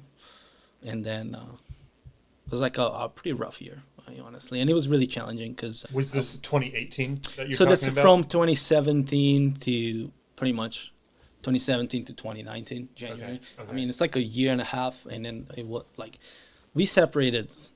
Yeah, not long ago. I think we separated towards the summer of 2017, something like that. It just didn't work out. Yeah. And from there on out, it's just a rough time because she was not a very nice person to me. She took away everything, and I was kind of in a situation of no power. We had cars that I paid for, but it wasn't her name, and I was in no position to legally battle, nor financially nor legally at a time. So I was kind of forced into the corner, so I just had to push through. And then things got better. Starting in January of 2019. Yeah, well, when I moved out to Colorado, that was already a significant upgrade. So I kind of get free from these burdens, from these limitations that I had in North Carolina. And I just moved out there. This friend of mine, his name is Rob. I consider him one of my closest friends in America, hands down. He just, was there for me. Come here, you can stay in my house as long as you want. Just started over. And I didn't take long. I was in 2 months. I was moving out to my own apartment. I got a job with the G4S. And I was on my own. And then Army kicked in. I was able to join. How'd you and Rob meet? Say what? Oh, Rob, I've in the Q course. Same. Okay. He was going through the Q courses, American soldier. But he was an older guy. He spent 14 years in the Ranger Battalion when he joined. So he's one of the top dogs in the course and everything. But he's an amazing guy. We started to hang out because he was in the same platoon with the Estonian guy. They were really good friends with. And after one of the rough phases, we started to hang out together. So I met him through this guy, and then so it just became really close. We were like day to day together for the rest of that year. Yeah, and I mean, we did shit together, so just bonds you. Yeah. So he became a really close friend, and amazing guy, really. And he helped me out, like, and I didn't even have to ask for it. You know, it wasn't like me reaching out, like, hey, I need help. He was just like, I don't know if you need help or not, but you have a place to stay here. That's kind of how it went. And I was like, yeah, it's probably time to move. That's cool, man. Yeah. At what point did you realize that you were the tip of the spear by Hungary standards to being you're going back to the bottom of the totem pole? Was that in January of 2019, or when did that realization happen? So, well, I know it immediately, but my mindset was sort of that I'm making a sacrifice right here to hit the restart button. But in the long run, it's much more beneficial because at the same time in Hungary, there's not really a future in the military. There's no retirement, there's no pension. You're not really making a lot of money. There's like no perspective, like as much as you got it from in the US in the military, it's just not there. So you can be, you know, Green Beret and grinding and risk your life every day, and then at the day when you retire from the military, it's just like quitting a job at a Starbucks. Yeah. There's just nothing for you. So, you know, I was thinking on the long run, like, yeah, I'm on like a hot streak with this. You know, I'm on the top of the mountain, you know, professionally. And I have all these opportunities, but now I have an opportunity to start from, you know, scratch, but have a much better opportunity in the long run. So that was kind of like my mindset that I went into and made me decide that, okay, I'm going to abandon this and start this new thing. And, I also got a lot of heat for not being patriotic to Hungary, which probably has some grounds, but in my head, like where was the heat coming from? All sort of place. Not so much from like the unit, not those guys, but like family, friends, you know. Even recently, so there's like a small Hungarian community. Sometimes I hang out with a couple of friends, and we were over at one of my Hungarian buddies here, playing poker. And he just had a random other Hungarian guy that came here who was like claimed to be like a super big patriot of Hungary. And he literally just called me that I committed treason in his eyes. And I mean, it was a lunatic. It was very funny. Like, it wasn't offensive. We all laughed at him because he was like, hilarious. But, you know, I get that kind of a critiques, which, like I said, may or may not have some grounds. But how I saw it is Hungary haven't been in an armed conflict forever, right? So all the, like, we maintain a military, but all the missions that we do to NATO, so we fight the same war and the same interest as the U.S. Army. So for me, this military service was more for the cause than for the nation. You know, so that's how I was thinking about it. And so joining the U.S. Army, to me, it was, I'm doing the same mission just for a better team. You know, that's kind of how was my mindset. So I didn't feel abandoning my nation, committing treason or anything like that. And I don't think that's true. But, you know, I had a profession, and like I said, I was fighting for against the same evil at the end of the day. Yeah. So that's how my mind worked about it. And so I got this opportunity, and I used to use this comparison, like, imagine you're playing in the Euro League, and then you just got a call from an NBA team, like, do you want to join? That's kind of how I lived, like, you know, yeah, I'm a Green Beret, and they're giving me a path to join the U.S. Special Forces, which is at the top of the top. Yeah. Like, who would say no to that? And at the time, I was, I think, 24 years old, no girlfriend, no family, no nothing. So I had nothing to lose. I mean, obviously, you know, I had friends and all that stuff, but you know, I had no family, I had no like career to lose. It was a no-brainer. When the slightest of opportunity just showed that I may have a chance, you know, to come to the United States to have a life here, was just a no-brainer. Yeah. And you know, and even probably if they would say like, you're gonna be a landscaper for the rest of your life, I'll probably still take it. Just to live in America. Like, I love this country. We can go into that deeper, but I love this country probably more than a large portion of, you know, born and raised Americans. Yeah. It gives me so much. So, yeah. So it came from, and so yeah, that's how I went into, and so it was very challenging. You know, like what your original question was, from like the tip of a spear type of unit, going into becoming nobody. That's kind of was my saving grace, in the mindset that you know, I'm going towards something greater, and eventually I will get there. I just need to hustle through these rough times. End up not being able to hustling through the rough times, which is partially beyond my scope. Like, there is nothing I can do about it. But we can get into that later. Yeah. So yeah. So 2019 through 2022, you're serving in the Army. What did those 3 years look like? Were you mostly in the U.S.? Did you ever end up going I was overseas fully again? in the U.S. So like I ended up joining under very unfortunate circumstances, and after that, if there was anything that could possibly go wrong, it went wrong. It was like when I tell you this story, and then there's probably listeners that in the military, you're not going to believe it. You think I made that up, but just really what happened. So starting from the beginning, so I originally had the contracts when I went through the maps that I signed, that coming in as E5, et cetera, et cetera. And then so I showed up after like this year and a half at the maps, and they were like, your contract's expired. There's a new contract you have to sign. And we no longer can consider anything of your prior service or anything like that. The only circumstance you're joining as like any average green card holder, permanent resident, coming in from scratch.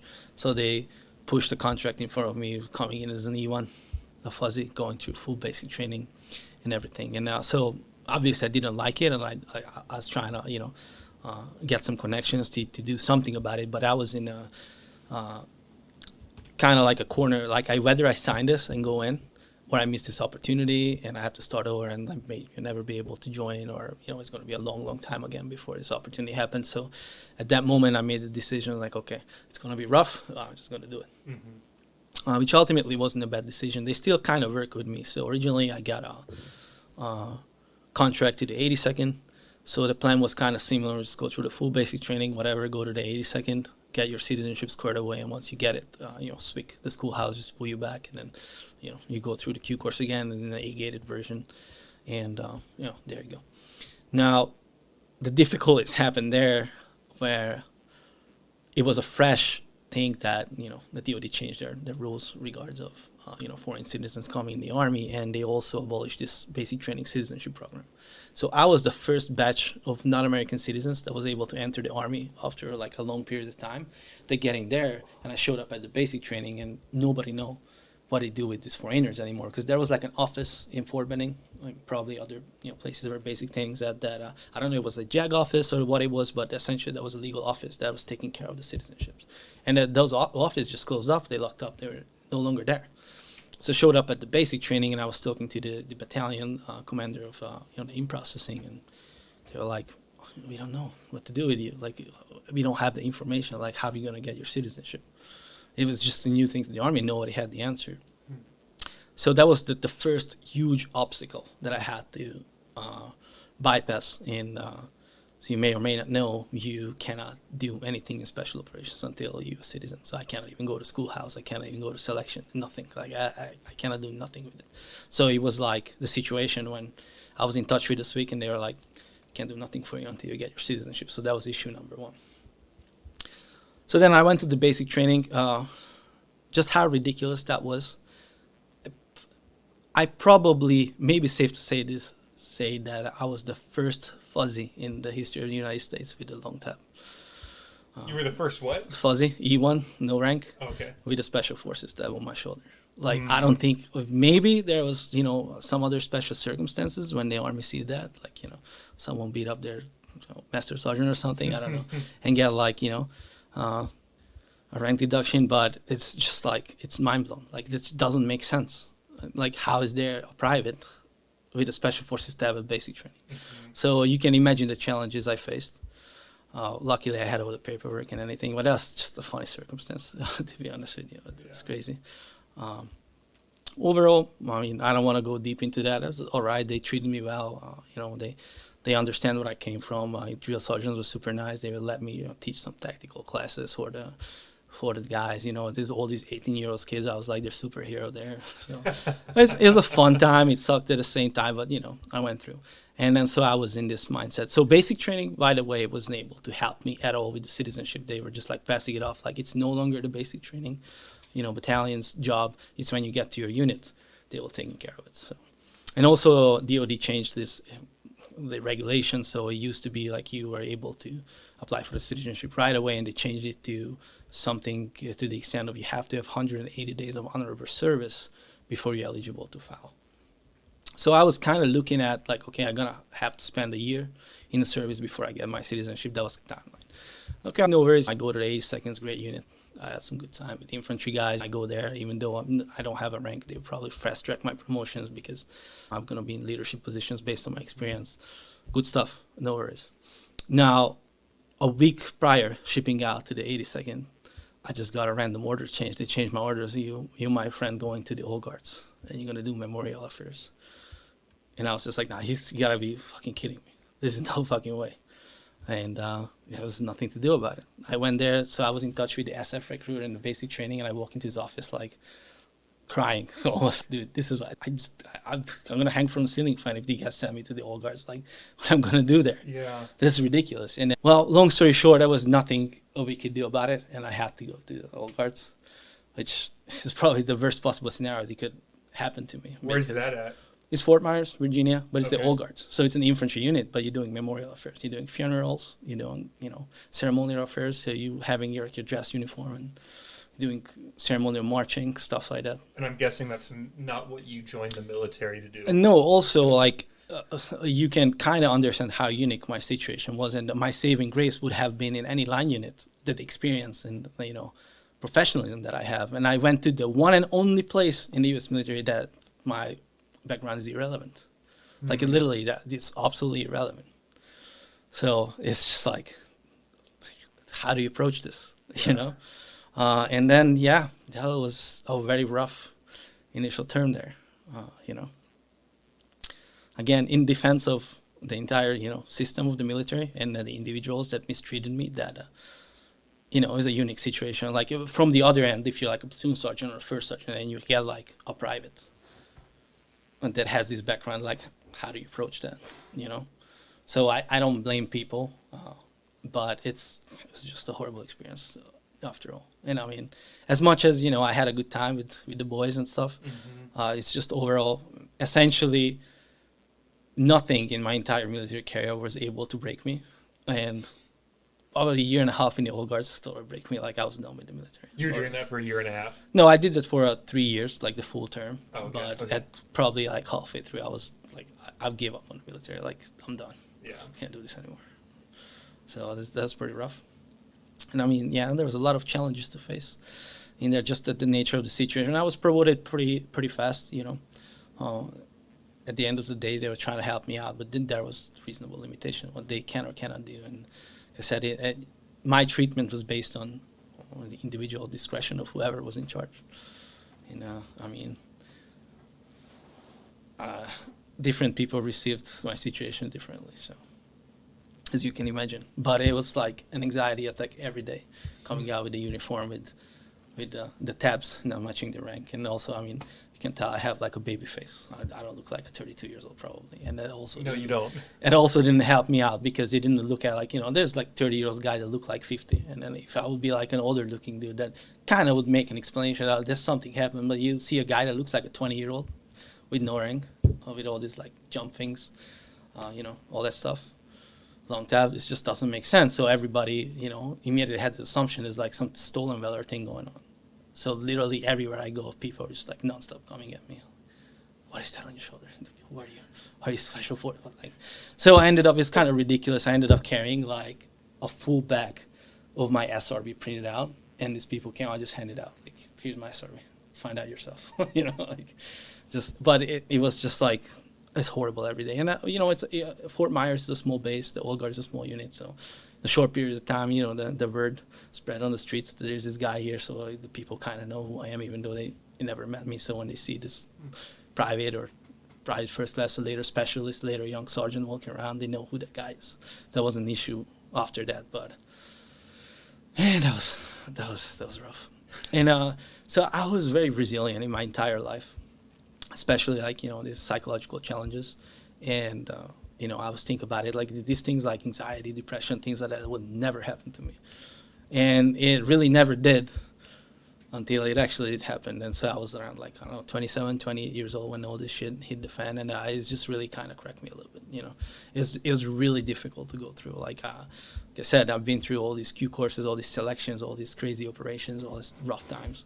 And the one thing that ended up getting me is just this, situation that I was in. And all the struggles with it. So it was a horrible time. And like I said, I joined the service that I'm going to do another 20 years. and I'm going to retire. And, I either retire from the Army or I die in a uniform. I don't care. I just want to serve. And from that mentality, about, like I said, roughly a year and a half, I went to no, I'm done. Can't do this no more. Yeah. So everything's in there. Just leave it up to your imagination. But it was a pretty rough time. I started off in the so-called line unit, where those companies, they're going into so it's next to the Arlington Cemetery. It's like Pentagon there, Arlington Cemetery, and Fort Meyer is next to it. So these so-called line units' main mission is, military funerals. So it's like you're an infantry guy, but we get maybe 2 field trainings a year. That is infantry stuff, and other than here or there, we do some training in garrison. That is some sort of a tactical training, either classroom or just going out, those fields there. But 99% of the time, you're doing memorial affairs. We're going out there, we're practicing how to carry a casket, how to do the firing squad, how to do the marches, things like that. That's how we do all day.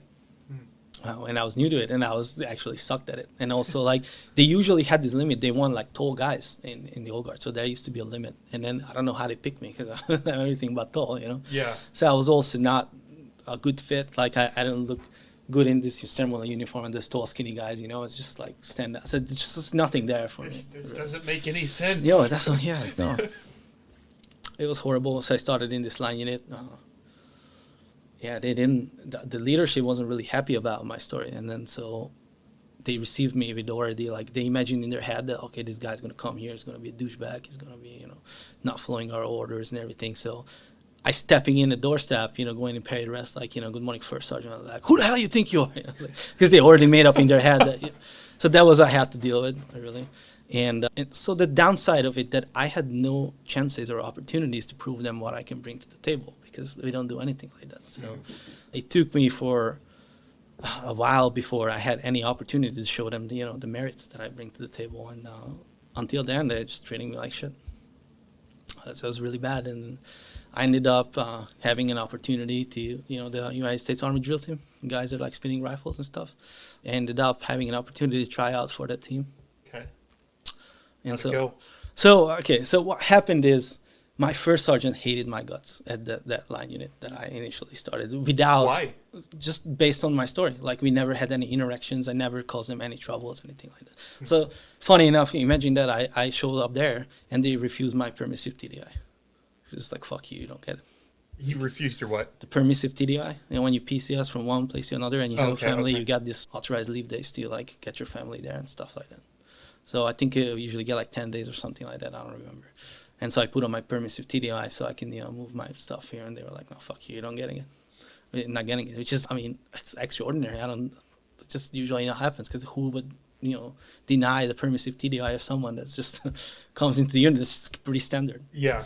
Everybody gets it. So that's how it started, without even meeting me. Just fuck you, And so it was like that until I had a few opportunities when I kind of showed them that actually there's a lot that I can bring to this table. And it was kind of funny, because my approach was hey, here I am. I know I'm private. I'm going to be respectful and act like one, but also note that I have all this knowledge, and I'm more than happy to spread it and share with the guys and do trainings with you. And they're just no, you don't have to rank to teach a class on anything. So what do you think is going to be like on a classroom, and is a private going to stand up and teach sergeants? Well, okay, if that's how you want to deal with this, it's fine by me. I'm just putting it out that if you ever feel like there is a need, I'm happy to spread what I know. And like I said, until maybe a year in, it was the first opportunity when I get a chance to prove them that there's a lot that I can bring to the table. And until then, they treat me like shit. Anyway, long story short, did they know what you could bring to the table? I'm sure they did. Yeah. How did that make you feel, that because your title technically wasn't where it needed to be to teach, that they said it was annoying, but I wasn't worried about it much. I know that was coming. It was just, I just feel like that's such a waste of resources that I have to sit here and pretend that I'm an 18-year-old Joe. Yep. But I'm not, and it's just frustrating that you got to do that.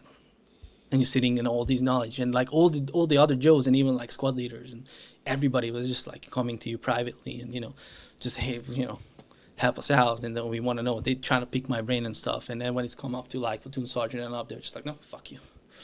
So that was my life. Seems very efficient.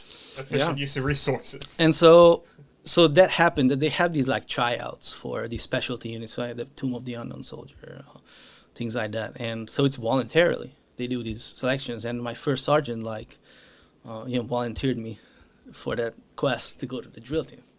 And I didn't want to do it, man, because like those guys, what they do, like I can't do that. I would suck at it. So I showed up at they have this three-week long selection training, sort of.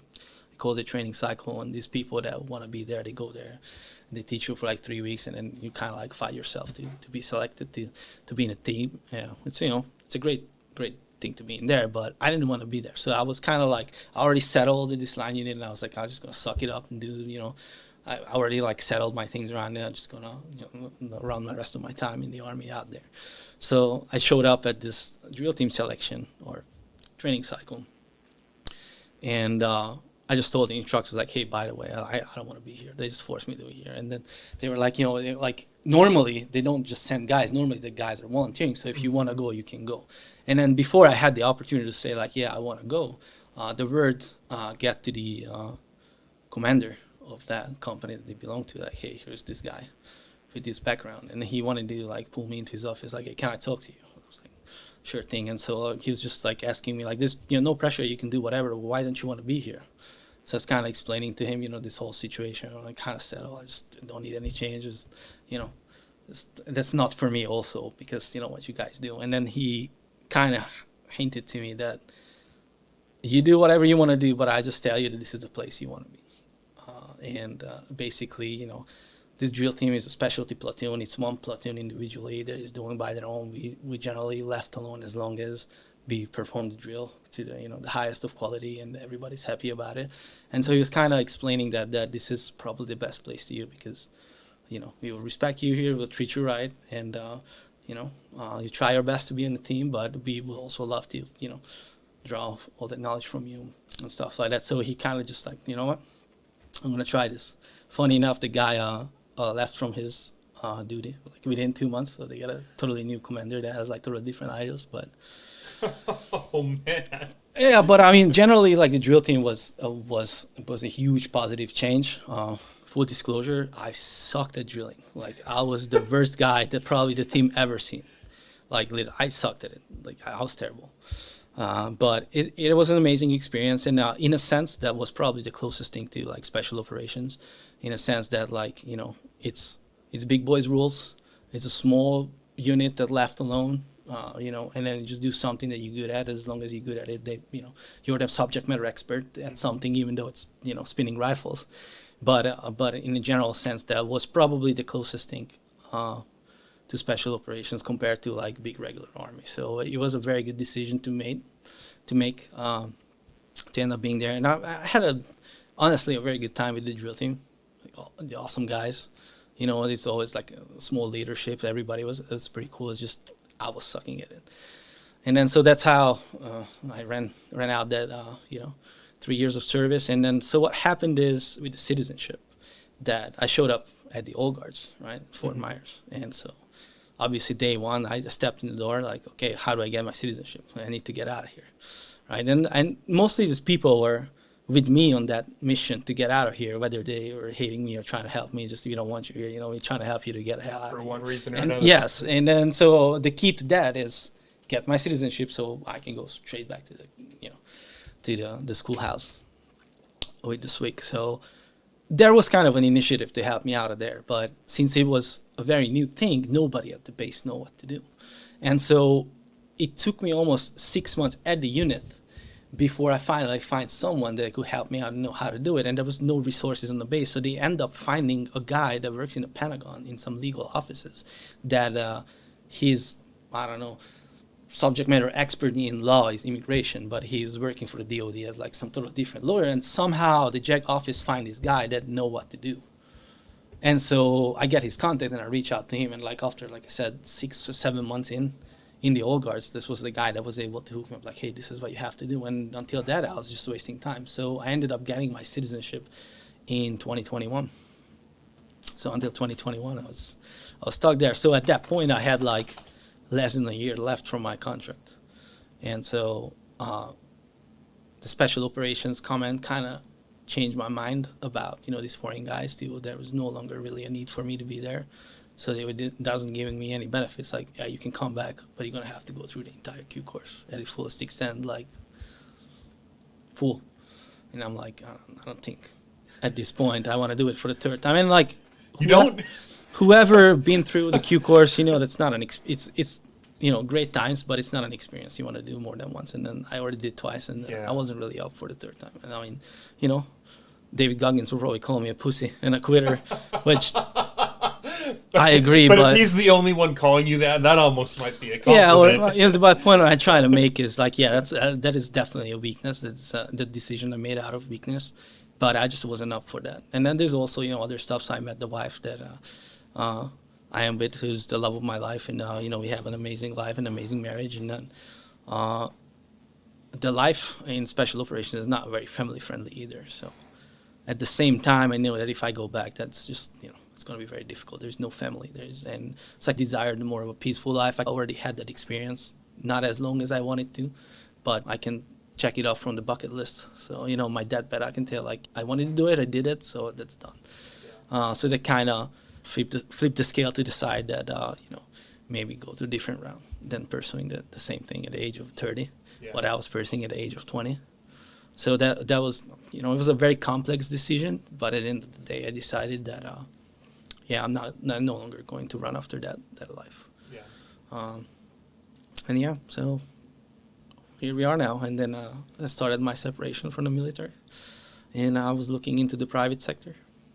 And I mean, you as a recruiter, you probably know that it's a pretty difficult position that I was coming from to find anything. So saving grace was finding GDB. Did you find them or did they find you? Or a mix of both? No, I find them. So like what we discussed earlier, so Gavin de Becker, the man himself, was a guest in the Joe Rogan podcast. Somewhere in the time when I was still in the Army and transitioning, I can't really put a timestamp on it, when exactly, but I was already doing applications for government agencies and stuff like that, because that seemed to be the only route for me, with my experience, unless I wanted to start from scratch again, which I didn't really want it to. And so I listened to the podcast. I had no idea who Gavin de Becker is before. And so, he was mostly talking about like his book and his other experience. And then just, I mean, if you said you read his book yourself to an extent, but he's an amazing guy. He's like a brilliant mind. And just listening to him, I was just aligned with everything he said, And then he mentioned of his company, which I had no idea what it is. But after the podcast, I was like looking it up, like, okay, what is this company about? Because they're hiring military, all that stuff. There's maybe something for me. So, I dig into their website. All this public information is accessible for anybody. And I find it like, you know what? I'm going to shoot my shots. So I sent an application. And at that point, I was applying for the Secret Service to become a special agent. And I was relatively far into the process, so I passed all the interview procedure and everything. So I was at the background investigation part. So like as far as me as an applicant was accepted, and the only part was missing to they do their background investigation and all the polygraph and all that stuff. So that's where I was at the application. So at that point, like all other opportunities was kind of pushed to the side, all these other agencies, all this police department, all this. So that's what I was going to go with. But like I think we discussed it earlier in there that I really wanted to come to Texas. Yeah. And so I also looked up the GDBA's website, and they had opportunities in mostly all major cities, and there was also Texas. So I sent my application that I want to go to Texas, and kind of in my head beforehand, I made the decision if GDBA would hire me, and they would give me the spot in Texas, I'll take it. Of course, depending on my experience with the company and other stuff, and the pay and all that stuff. But if GDBA gives me the job in Texas, so I can move to Texas, and all the other things are there, I'll do that instead. And so I sent my application, and GDBA has like a very lengthy application process. I can tell you from that experience that I had, it was tenfold as difficult as like the Secret Service, which just blew my mind. Like interesting. Yeah, their standards are pretty high. You want to hear something funny? Yeah. Guess how many minutes it takes to apply to the company I currently work for? No idea. Under 5. Really? I mean, but also it's accountants. We're not exactly doing what Yeah. you're doing for a living either. Yeah. Do you recall from when you first applied to when you started day one about how much time passed? Well, so I had to relocate, so it was more of like the day of hire. Then it actually started because it took me from the day of hire. It took me like a month and a half to move out to Texas and to actually start working. So. Yeah. But I was already like done with the hiring process, and I was hired by GDBA. So that took me about. So it went relatively fast. I would say like a couple months. I think I started to apply around like end of March, beginning of April, around the time I get out, and I was hired in May. Okay, that's not too bad. So they have like these really hefty background investigations, and so said without disclosing anything sensitive of the application process. That was something I never experienced before. It's really serious, but in a good way. But it's fast. Like they do because they work efficiently. It's not the government. Right. It's not like their background investigation takes 5 months. Because they have the resources, they have the people, they do it quick, and they do it thoroughly, and in a probably higher quality than the government would do. So I was very impressed, and also that was part of my decision, because just experiencing that if their hiring procedures are this professional, that this company is probably for real. So those were one of the experience that was deciding for me. The other one is that one of their statement is, or like promises, that in this company, it's not a government agency, so there's no this structured environment. It's based off of merit. So if you're good, you can promote faster. So really, they just dig into your merit, and now I drink that Kool-Aid there, and I was like, yeah, that is for me. So that was the other aspect that really made me decide to go with GDBA, and then also that they offered me the job in Texas. So that's just sealed the deal. Cheers. Cheers. Yeah. And this was in May of 21. Yeah. So I got 22. 22. Yeah, I got hired in May. So there is like a 2-week academy that after you being through all this procedure and you get selected, you have to go to an academy, which is kind of like they call it the EPS, the Essential Protector Skills Academy. I think that's the acronym stands for. You have to go there. It's a 2-week like course. Pretty much they kind of give you like a boot camp of the basics of executive protection and what the company does and things like that. And there's like a last sort of selection procedure when they filter out the guys that they want to hire or not. But once you like made it to the course, or like you have the opportunity to go through, you have a good chance to pass, because the big selection already happened. And then from that group of people, they only select the few individuals that they want to work with. So like standards are high for hiring, I can tell you that much. They have these numbers. They probably on the websites as well. They say somewhere around like 10% of the applicants actually made it to get hired, and they have thousands of applicants every year. So standards are high. And then overall, after I'm about to hit my 1-year mark with the company, I have an overall positive experience. There's obviously ups and downs, which is I think more comes from the industry and the type of job more than the company itself. But I'm overall satisfied. I'm not gonna lie. I was the company, between looking the company up and then listening to the first couple chapters of the book, I did wander on their career page just to see if maybe they were hiring for any recruiters or even just what that process looked like. And they are hiring for one in Europe. I think in London is the location. So then I wanted to see what the background and maybe one of the internal recruiters for the firm looked like. So I went over to their LinkedIn page, clicked on their employees, found one of the recruiters. He has I forget his name, but he had a background in the U.S. Army too, I believe. There's a lot of veterans. But it piqued my interest a little bit because it's such a unique company. I've never seen something like them before. And the talent acquisition, like once you made it there, and if they're gonna find out what your strength is, and they're gonna try to use it and abuse it to the fullest extent that is beneficial for you and for them too. So that's a great thing about the company. That I like it. And what I was gonna say, I don't even remember, but. Yeah. So you've been there almost a year. What's been one of the most positive things about your year with them so far? I like the climate and the atmosphere in the company. not necessarily in my physical workspace, but the company as a whole. There is like a great community. They have like a great care for the employees. So I think that's one of the big positives. Any downsides so far? I mean, like I said, the nature of the job. Like, you know, you're not gonna have a balanced schedule. Yeah. And also, you're not gonna explode your bank account with this job, because you know, at the end of the day, that's a private security industry, and I mean, you're an executive protector, which is, you know, probably the highest level of a security guard, but at the end of the day, you're a security guard. So until you one of these, you know, hardworking, you know, grinding security guard, like your financial gains are limited. But you know, more or less, they pay fair money though. Yeah. So no complaints. And I mean, there's no surprises there. You can go to their website and they have like the pay chart for like location. So I saw that. Yep. The recruiter role told me exactly what I would make. Like that's what you're gonna make until you show some merits, and they're gonna start promoting you and give you more opportunities and things like that. You know, but that's a base pay also. So if you see that pay chart, they have like a base pay and they have like an average based on the region, which is more or less accurate, or based off like how much overtime you get and stuff like that. So, you know, all in all, the big red number that you see on those charts are like more or less what you're gonna do at the different levels. And they also have this the path that's all on the website.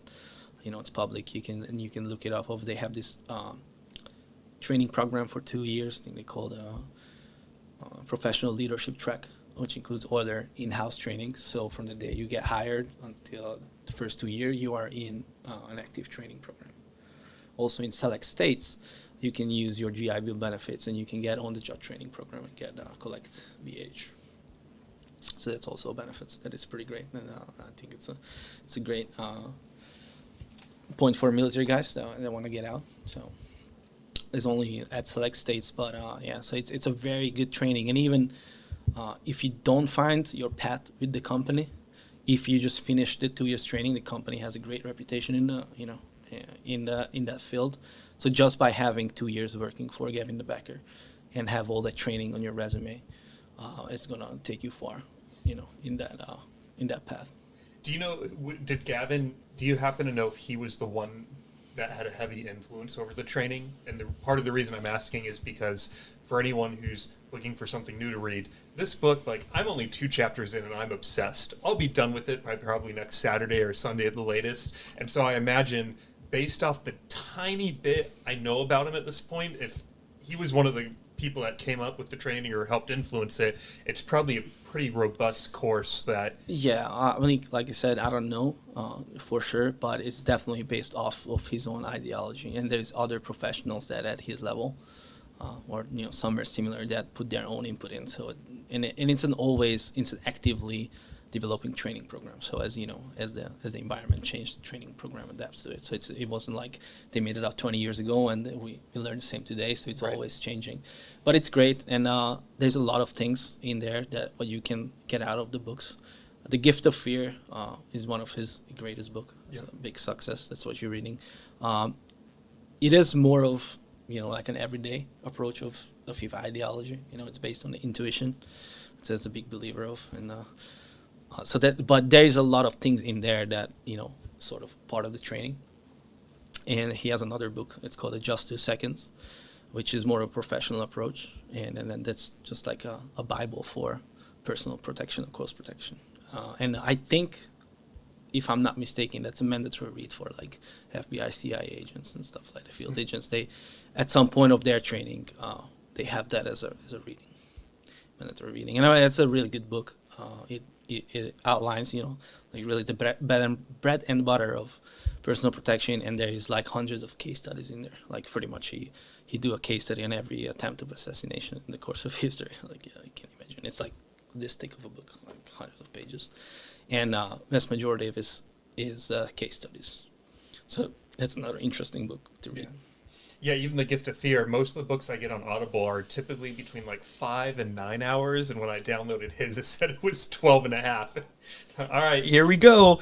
But after the first 2 chapters were so smooth, I thought it's an easy read. It's not... Yeah, and I think he's a great storyteller. He's a very good storyteller. Yeah, he's a good writer. He had many other books. He's like co-author of other books. I mean, It's just, and if you watch his interviews and public appearances, just a great guy. It's just fun to listen to him. Yeah. And I mean, to me, that's something. I mean, everybody works differently, but just the fact that I can be associated with the company that is that is his mindset, and under his name, I find value in that too. Yeah. And it's definitely a value in my professional path. So whether I stay with GDB for the next 20, 30 years, or whether I decide to part ways, that's always going to be something on my resume that is going to go well. Yeah. And I'm going to be proud of. So it's definitely something. So, I mean, guys that are transitioning, I encourage you guys to look it up. Maybe it is something that is for you. Maybe it's not. But GDB always hires select individuals. It's just it's a matter of if you're going to make it or not. Or is it for you or not? Locations are always, that's pretty flexible. In your email to me as we were going back and forth about what we were going to talk about today, one of the things that you alluded to was just the freedoms that we have here in America versus what you had in Hungary. And even 30 minutes or so ago, when you were talking about America, and you lit up, you got a big smile on your face. And even though you were in the Army in this worst case scenario, it seems like you still have this very big gratitude for being here. What's been your experience with freedom here in America versus what you know about Hungary? Oh, my experience is great. Honestly, I love it here. So, they talk about this American dream. I'm confident that I am living it. So, just in a nutshell, coming from the socialist, poor Eastern European country with having nothing, and now I'm here in the United States. I'm married to my beautiful wife. I have a happy marriage. I have an awesome dog. I just bought my first house. I served in the military, and U.S. Army veteran. I have a Green Beret. What else you can ask from life? You know what I mean? I'm pretty happy, and I'm glad for everything I have. We always desiring more than what we have. I think it's just human nature, and I'm not having a luxury life. I have to work very hard, both me and my wife. But I'm glad for everything I have, and it's just amazing at all levels. And there's this thing. Probably the reason why I value more what I get just default by being American and having that freedom we're talking about is that I didn't have that for a very long time, and coming in here and actually having it, I understand what I got. And I used to say this, that, there's a big problem with the American society, or the vast majority of Americans, because they don't appreciate their freedom because they never not have it, so they don't know what's at stakes. And it's definitely not applicable to military people, because there's the guys that usually travel, see, international experience. So that's why, military people are typically not, from the get-go, they have to be, like a sense of patriotism because they join the service. But, after the experience, they get a little bit more of that, more sense of like what it's like in different places when you don't have what America has. So I think that's a huge issue. And they have this saying of tough man creates good times, good times creates weak man, and then weak man creates tough time. And I think in that cycle, we are at the weak man creating tough time right now. And it's just from someone that know what tough time is, it's just blows my mind. And I think it's really bad, and I don't know if there's a way back from where we are. But to me, I always try to be optimistic, and like I said, I'm just super glad for what I have, and I'll just keep grinding until I breathe. And I see where I'm going. It means a lot to me, especially the freedom and everything. And it's not just freedom, it's also the land of the opportunities. If you come here to the States and you work hard and you don't give up, you're going to make it one way or another. Mm-hmm. So the only way you're not going to make it if you give up or if you're weak. That's my personal opinion. Probably some will disagree. But I think as long as you grind and as long as you try hard, you have opportunities. And I can only speak for Hungary. I can't speak for other countries, but that's not necessarily the truth there. There's more other factors that may impact, the outcome of your life other than your own hard work or own merit. So the opportunity is a great thing that what we have here. And even though in the hardest times, even when I was, mowing grass, and that was my nickname was Carlos. It's really funny. It sticks because there was an old lady. I was like 70 something, 80 years old, and I introduced myself to her like many, many times. I'm Marko, and she was keep calling me Carlos. So it just, stick like I was Carlos. So I had like this big, sunflower hat, and they had the tag on it like Carlos, and that's how I roll.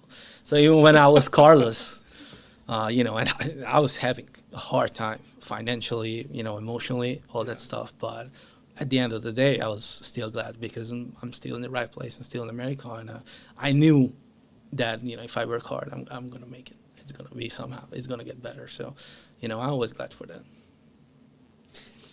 From what you've observed, do you think that we as a culture are leveraging our freedom to the best of our ability? Or when you just observed like men younger than you,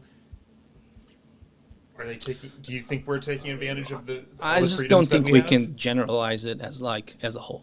That we. I know, yeah. But you can kind of break it down to like generations to generations, and I think like millennials are kind of like the generation that China losing the value of it, and then after that, I think we're going down down the hill, very steep, very deep hole, and like I said, I'm worried, and especially if you're looking at the very young generation, the ones that are now in schools. And just, without bringing up any politics, like what's going on in our schooling system, it just worries me because now we're thinking about them as, as just kids. Same with the college kids, what's going on in the colleges culture-wise. Now we're just thinking about, stupid college kids. 10 years from now, 15 years from now, there's going to be the people in power. Mm-hmm, mm-hmm. So it's going to be the guys that call the shots. So I think we're not taking it seriously enough of what's going on with our culture. And, like I said, without any politics, just valuing our freedom and, the idea of what America was founded on. I think it's core, and people just started to dismiss it for like the stupidest reasons. And yeah, I mean, we have problems. We're not perfect, but right. With all our mistakes, we're still by far the best country in the world, hands down. And I would argue with anybody, to any extent, that's trying to prove me wrong, because like I said, we have a lot of problems here, a lot of problems. Some things are really screwed up, but with all that, we are like tenfold better than the runner-up. Than the runner-up country of who's the best. And I just think that type of understanding of patriotism should be, taught to people, or should be, the younger generation should be made aware of it a little bit more, because now we have this, I think, notion that's going on in the young generation that we just, for whatever reason, we're just hating on America. Like, everything is bad about it. The Constitution is horrible. Everything is racist. Everything is offensive, And that's just, I think we're just going down in a very dangerous path. And I don't know what's going to be the end and what's going to be the turning point. But if you're looking at the global politics, what's going on in China, what's going on in Russia, that's something that I think we should start worrying about. Because while playing around with our issues, those countries, those countries are just, just building up, just getting stronger and growing on top of our heads. So I mean, these are big topics, and who am I to discuss? But just from a general approach, I think our success, if in past generations, was this ideal that America was founded on. This our freedom in business, our freedom in thinking and speech, and all that stuff. That's why we became the greatest. And once we abandoned that ideal, we're not going to be the greatest anymore, and we're going to fall. And then there's other factors that are going to determine how hard that fall is going to be. But if I'm looking at it as a global situation around the world, I think that fall is going to be really hard. And I think we need to grab the steering wheel and turn this around. But who am I to say or do anything about it? It's just something that, from where I came from, my life experience and my experiencing here, is just nothing upsets me more. When these college kids, when they're freaking $1 million education bills that paid by their parents, coming out and talking about how terrible this country is and how terrible capitalism is, why they're wearing their Air Maxes and their iPhones on their hands. It's just, to me, you can't have it both ways. Yeah. And I think on the long run, I think it's very important. And once we lose this value in our culture and in our success as a nation, as the United States, I think we're just going to lose our position in our world and our good life and everything. So I think that's very important.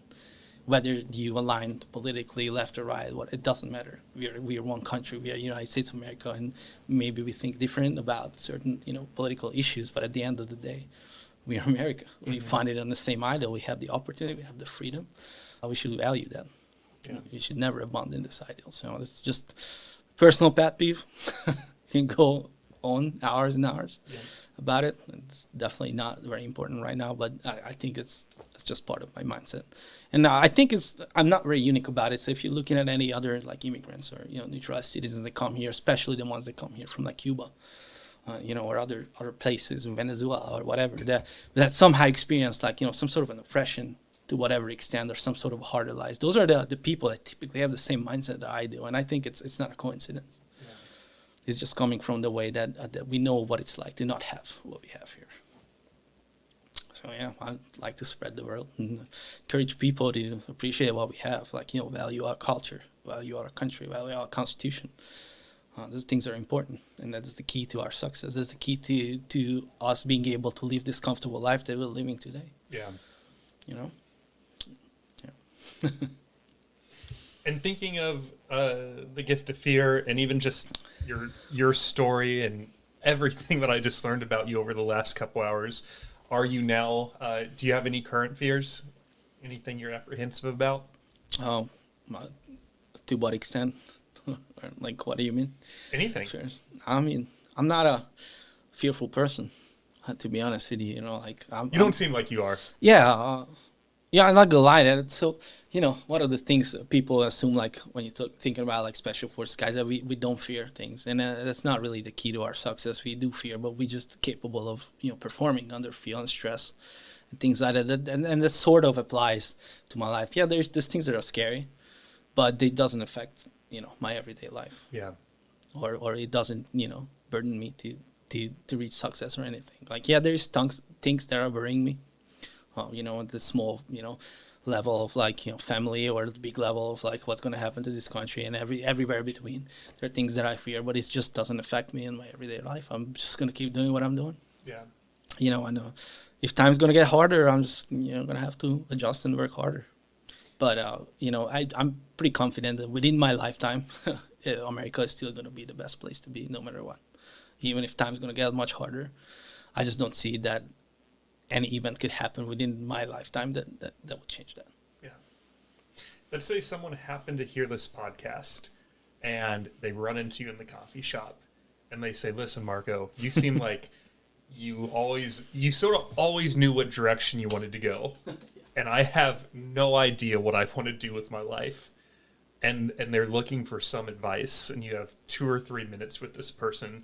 What direction or what advice do you think you would give them?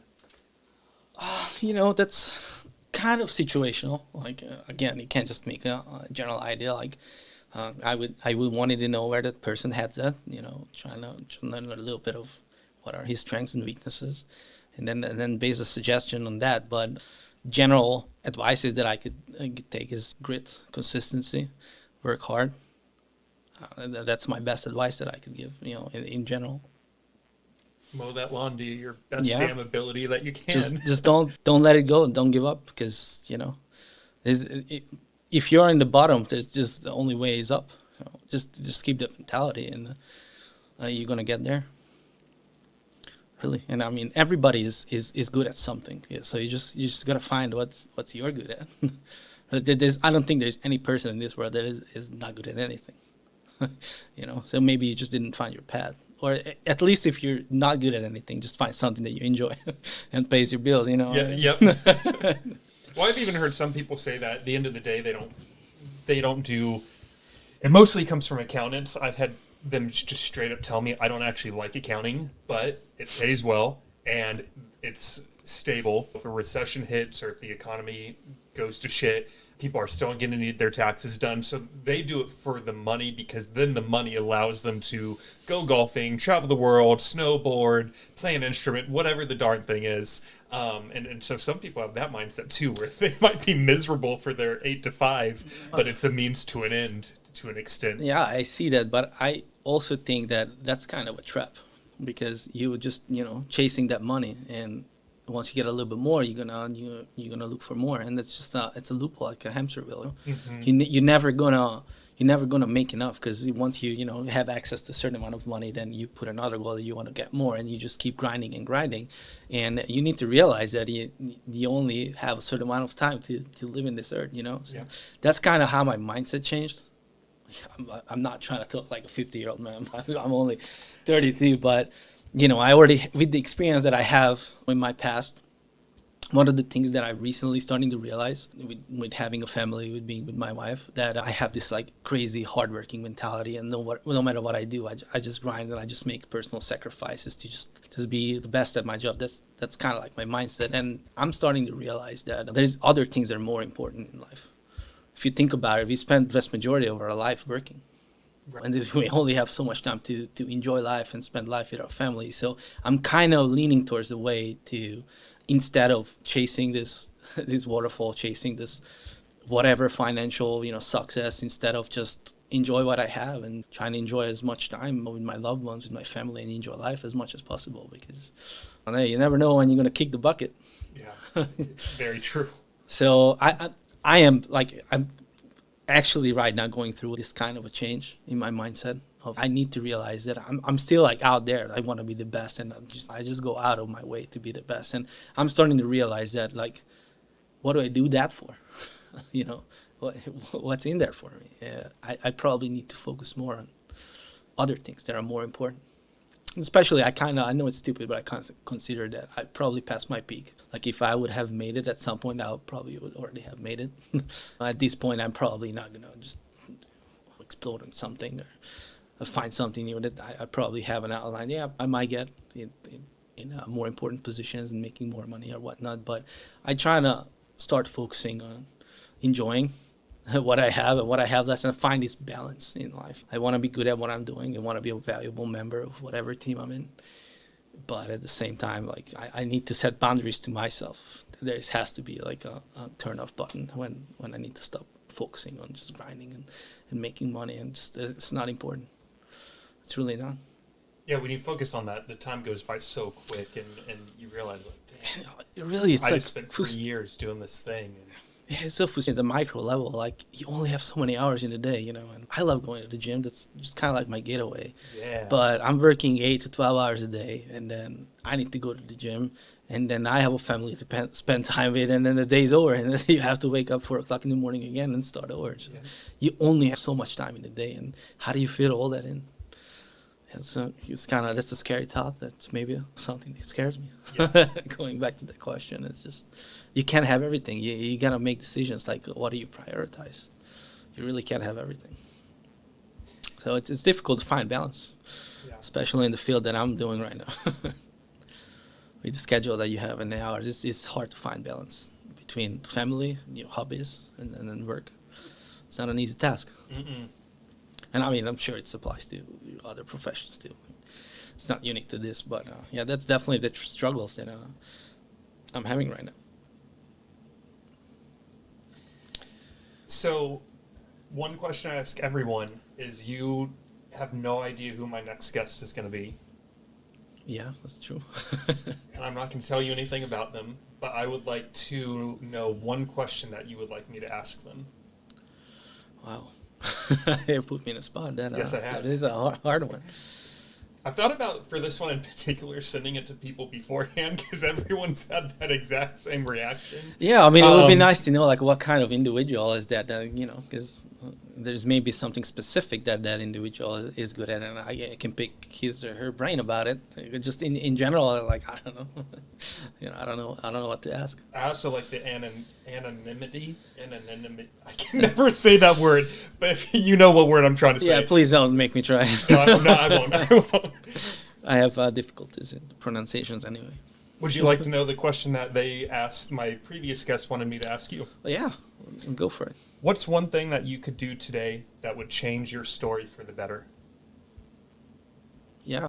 Which fits well, because we were sort of just talking about your time, and you have family, you have work, you have fitness, you have other hobbies as well. Just have more times towards things that are actually important, other than, chasing those unimportant things as money, job, career. If I didn't have made it by now, probably I will never be, it's a pessimistic opinion, but also probably realistic. I have what I have. I think I have a decent career. I think I have a responsible role, something that, I can find purpose on every day, and I'm happy with it. It pays my bills.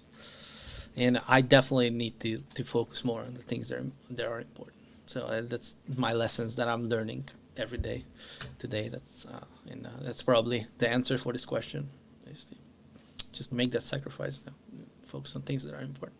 Yeah. And if you're 20 years old, then, like, don't listen to me. Just grind. Don't listen to No, me. but no, that's not the time to like be the lazy guy. Like, I don't want to build a career. I'll just deal with my girlfriends and whatever.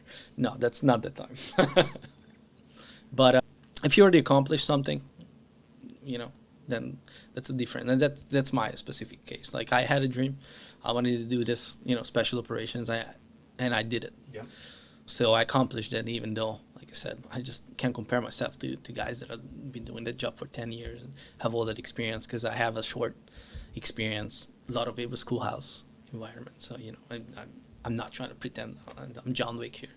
But I did accomplish it. I did get the Green Beret. I did have some operations that I ran. I did see some shit that normal people don't see. I did do some shit that normal people don't do. And I can just scratch that off from the bucket list. Yeah. And I think that was probably the biggest accomplishment I chased, and I did it. So now, if my life would end tomorrow, I could confidently say that I lived a happy life and I accomplished everything that I wanted. So based on that, I think it's time for me to focus on things that are actually important. And that's my advice for people that are in any shape or form in the different shoes. But if you're young, then just go get that money, go get that career, go get those goals. That's the time to sacrifice, With that being said, that if I died today, that you'd be happy with what you've accomplished. What's on your radar for the near future? Are you guys thinking about having kids? Because you don't have any kids yet, do you? No, yeah, and we kind of agreed with my wife that we're not planning any kids anytime soon. Okay. We kind of, so I think we discussed this before, but my wife is from Brazil, and she was an au pair here in the country. I don't know if you're familiar with the au pair program. Mm. It's like these nannies that came from different countries and do like a year or so, and they're working for a family. So she was an au pair. She did 2 years. She went back to Brazil. She came back for another 2-year contract, and then we meet. And then, things just happened. And so now she applied for her green card through our marriage, and we've been in the application for almost 2 years now. It's taking forever. That's a long time. Yeah, because we're hiring IRS agents instead of helping other issues. But anyway, so it was difficult for her because these citizenship statuses limits your possibilities. And she's a very smart person. She's very talented, but for a long time while we were together, she was limited to doing only this au pair job or become a nanny or a babysitter. And once we passed that. And now she has the proper, authorizations and everything. Now she just started like a brand new career. She's now a legal assistant for Google.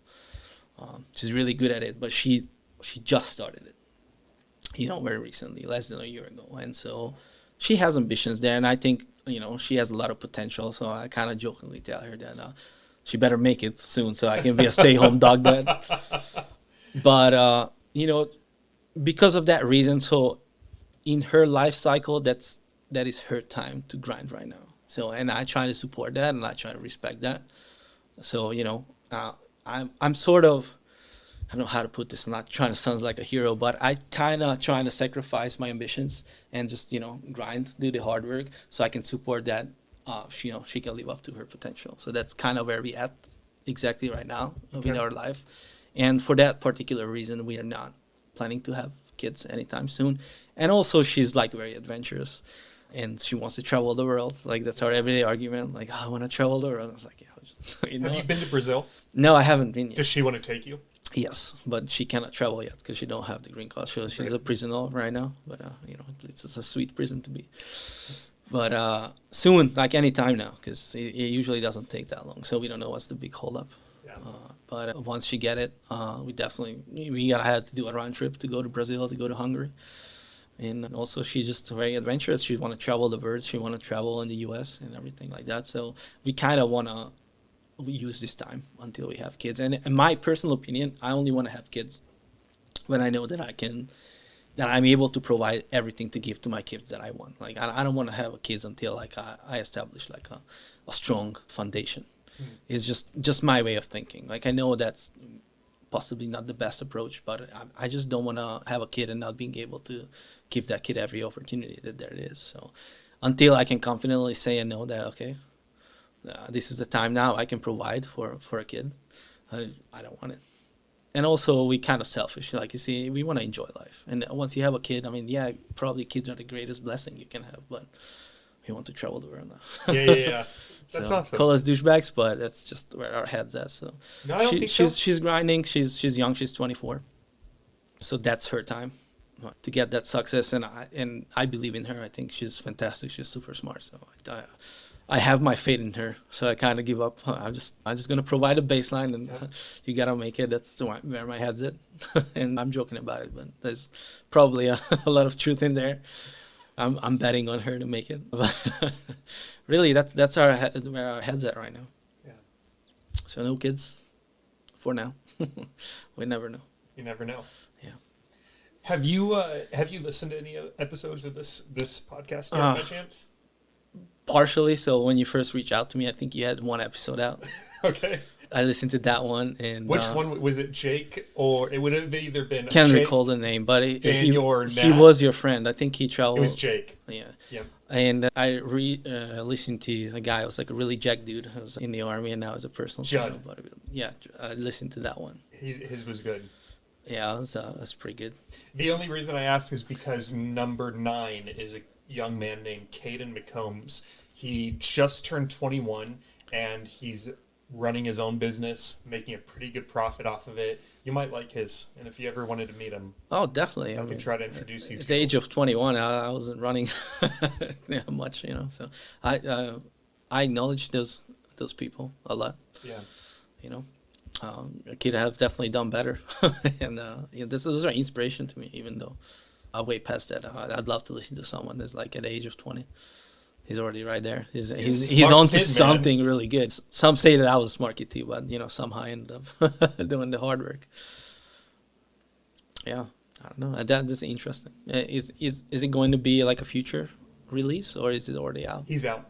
Okay. Yeah, he's out right now. I'll listen to it. Definitely. Yeah. No, Caden was cool. Good stuff. Anything else? What did we not cover? I don't know. You covered all my questions, man. You covered my 5 pages of questions without me even having to ask much. How long it's been? Thank you so much. 2 hours, 30 minutes. Huh? There's a lot to edit.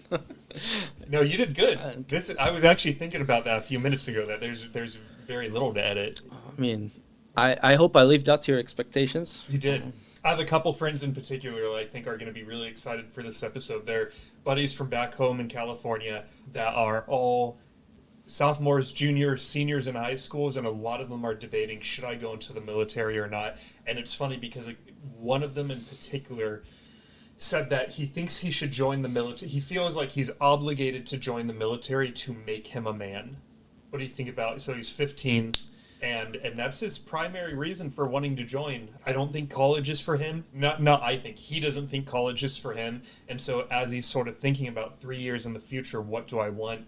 He thinks military is the route that he's supposed to go. And that was part of the reason I was excited to have you on, is for him in particular. And if he's thinking that, how many more thousands of young men and women are probably also having that thought of, I need to validate myself somehow, and so I'm going to join the military? And you never said that. That's not why you joined. Yeah. I mean, I can say that where his head's at is a very noble place, and I think there's truth to it. At the same time, I don't think he has the life experience to make that the determination or that statement, even though what he says is true to some extent. There's a lot of truth in there, and like I said, it's a noble route he's trying to enter, but that's also not an easy route. So if he decides to join the military, like, go for it. It's a great place to go, but just make sure you join the right way, and he's able to do this to his own full potential. Because a lot of the times, especially guys, then you go to the recruiter's office and they just try to sell you the stupidest job, whatever they need at the moment, and then your initial enlistment is going to probably greatly limits your potentials in your career. So probably, maybe college is not for him, but maybe a military college. Maybe you should go to the officer route, or just before you make that decision, just make sure you exhaust all opportunities that you have. Even though if you want to go to the military way, there's so many ways to approach this, and don't just be the guy that just walks into the recruiter's office and drinks the Kool-Aid of like, hey, you want to kick in doors and and join the infantry. Just don't drink that Kool-Aid. This probably have resources, but like I said, if anybody is being inspired or or feels like it would be beneficial to them to pick my brain, feel free to reach out to me, especially young guys. I'm happy to talk to them, give them some advice to the best of my ability. I'm pretty open to that.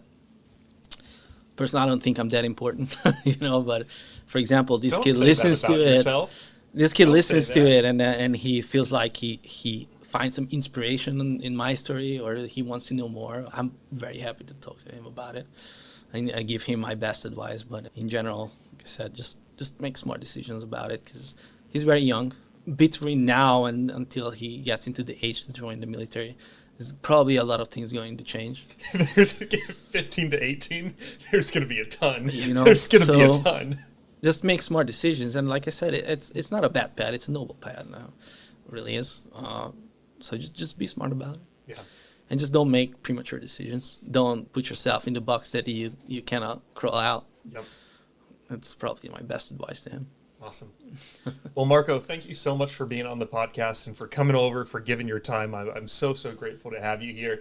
Before we end this thing, I'm going to invite everybody that listened to this episode to join our 1,000-star initiative. And what the 1,000-star initiative essentially is, stories like Marko's are so important. I want to get them out there to teenagers who are thinking, should I join the military? Should I not? To people who are maybe feeling like they're the wrong step in their career, like you were talking about when you were mowing lawns. But the only way we're going to get this podcast to their ears is if we boost it up to the masses. So please, after you listen to this episode, if you liked what you heard, head over to Spotify, give us a 5-star review. That takes 4 seconds of your time. Then go over to Apple Podcasts if you happen to be an iPhone user, and leave a 5-star review there. I believe Apple Podcasts requires you to leave at least one word, so that one will take about 10 to 12 seconds of your time to say, great podcast, leave the 5 stars and hit the submit button. But please help us get this podcast out there, because I really believe that these messages, these stories that we're sharing can be an inspiration, a motivation to people. And I want to support yourself and the people that need to hear stories like Marko. So thank you so much in advance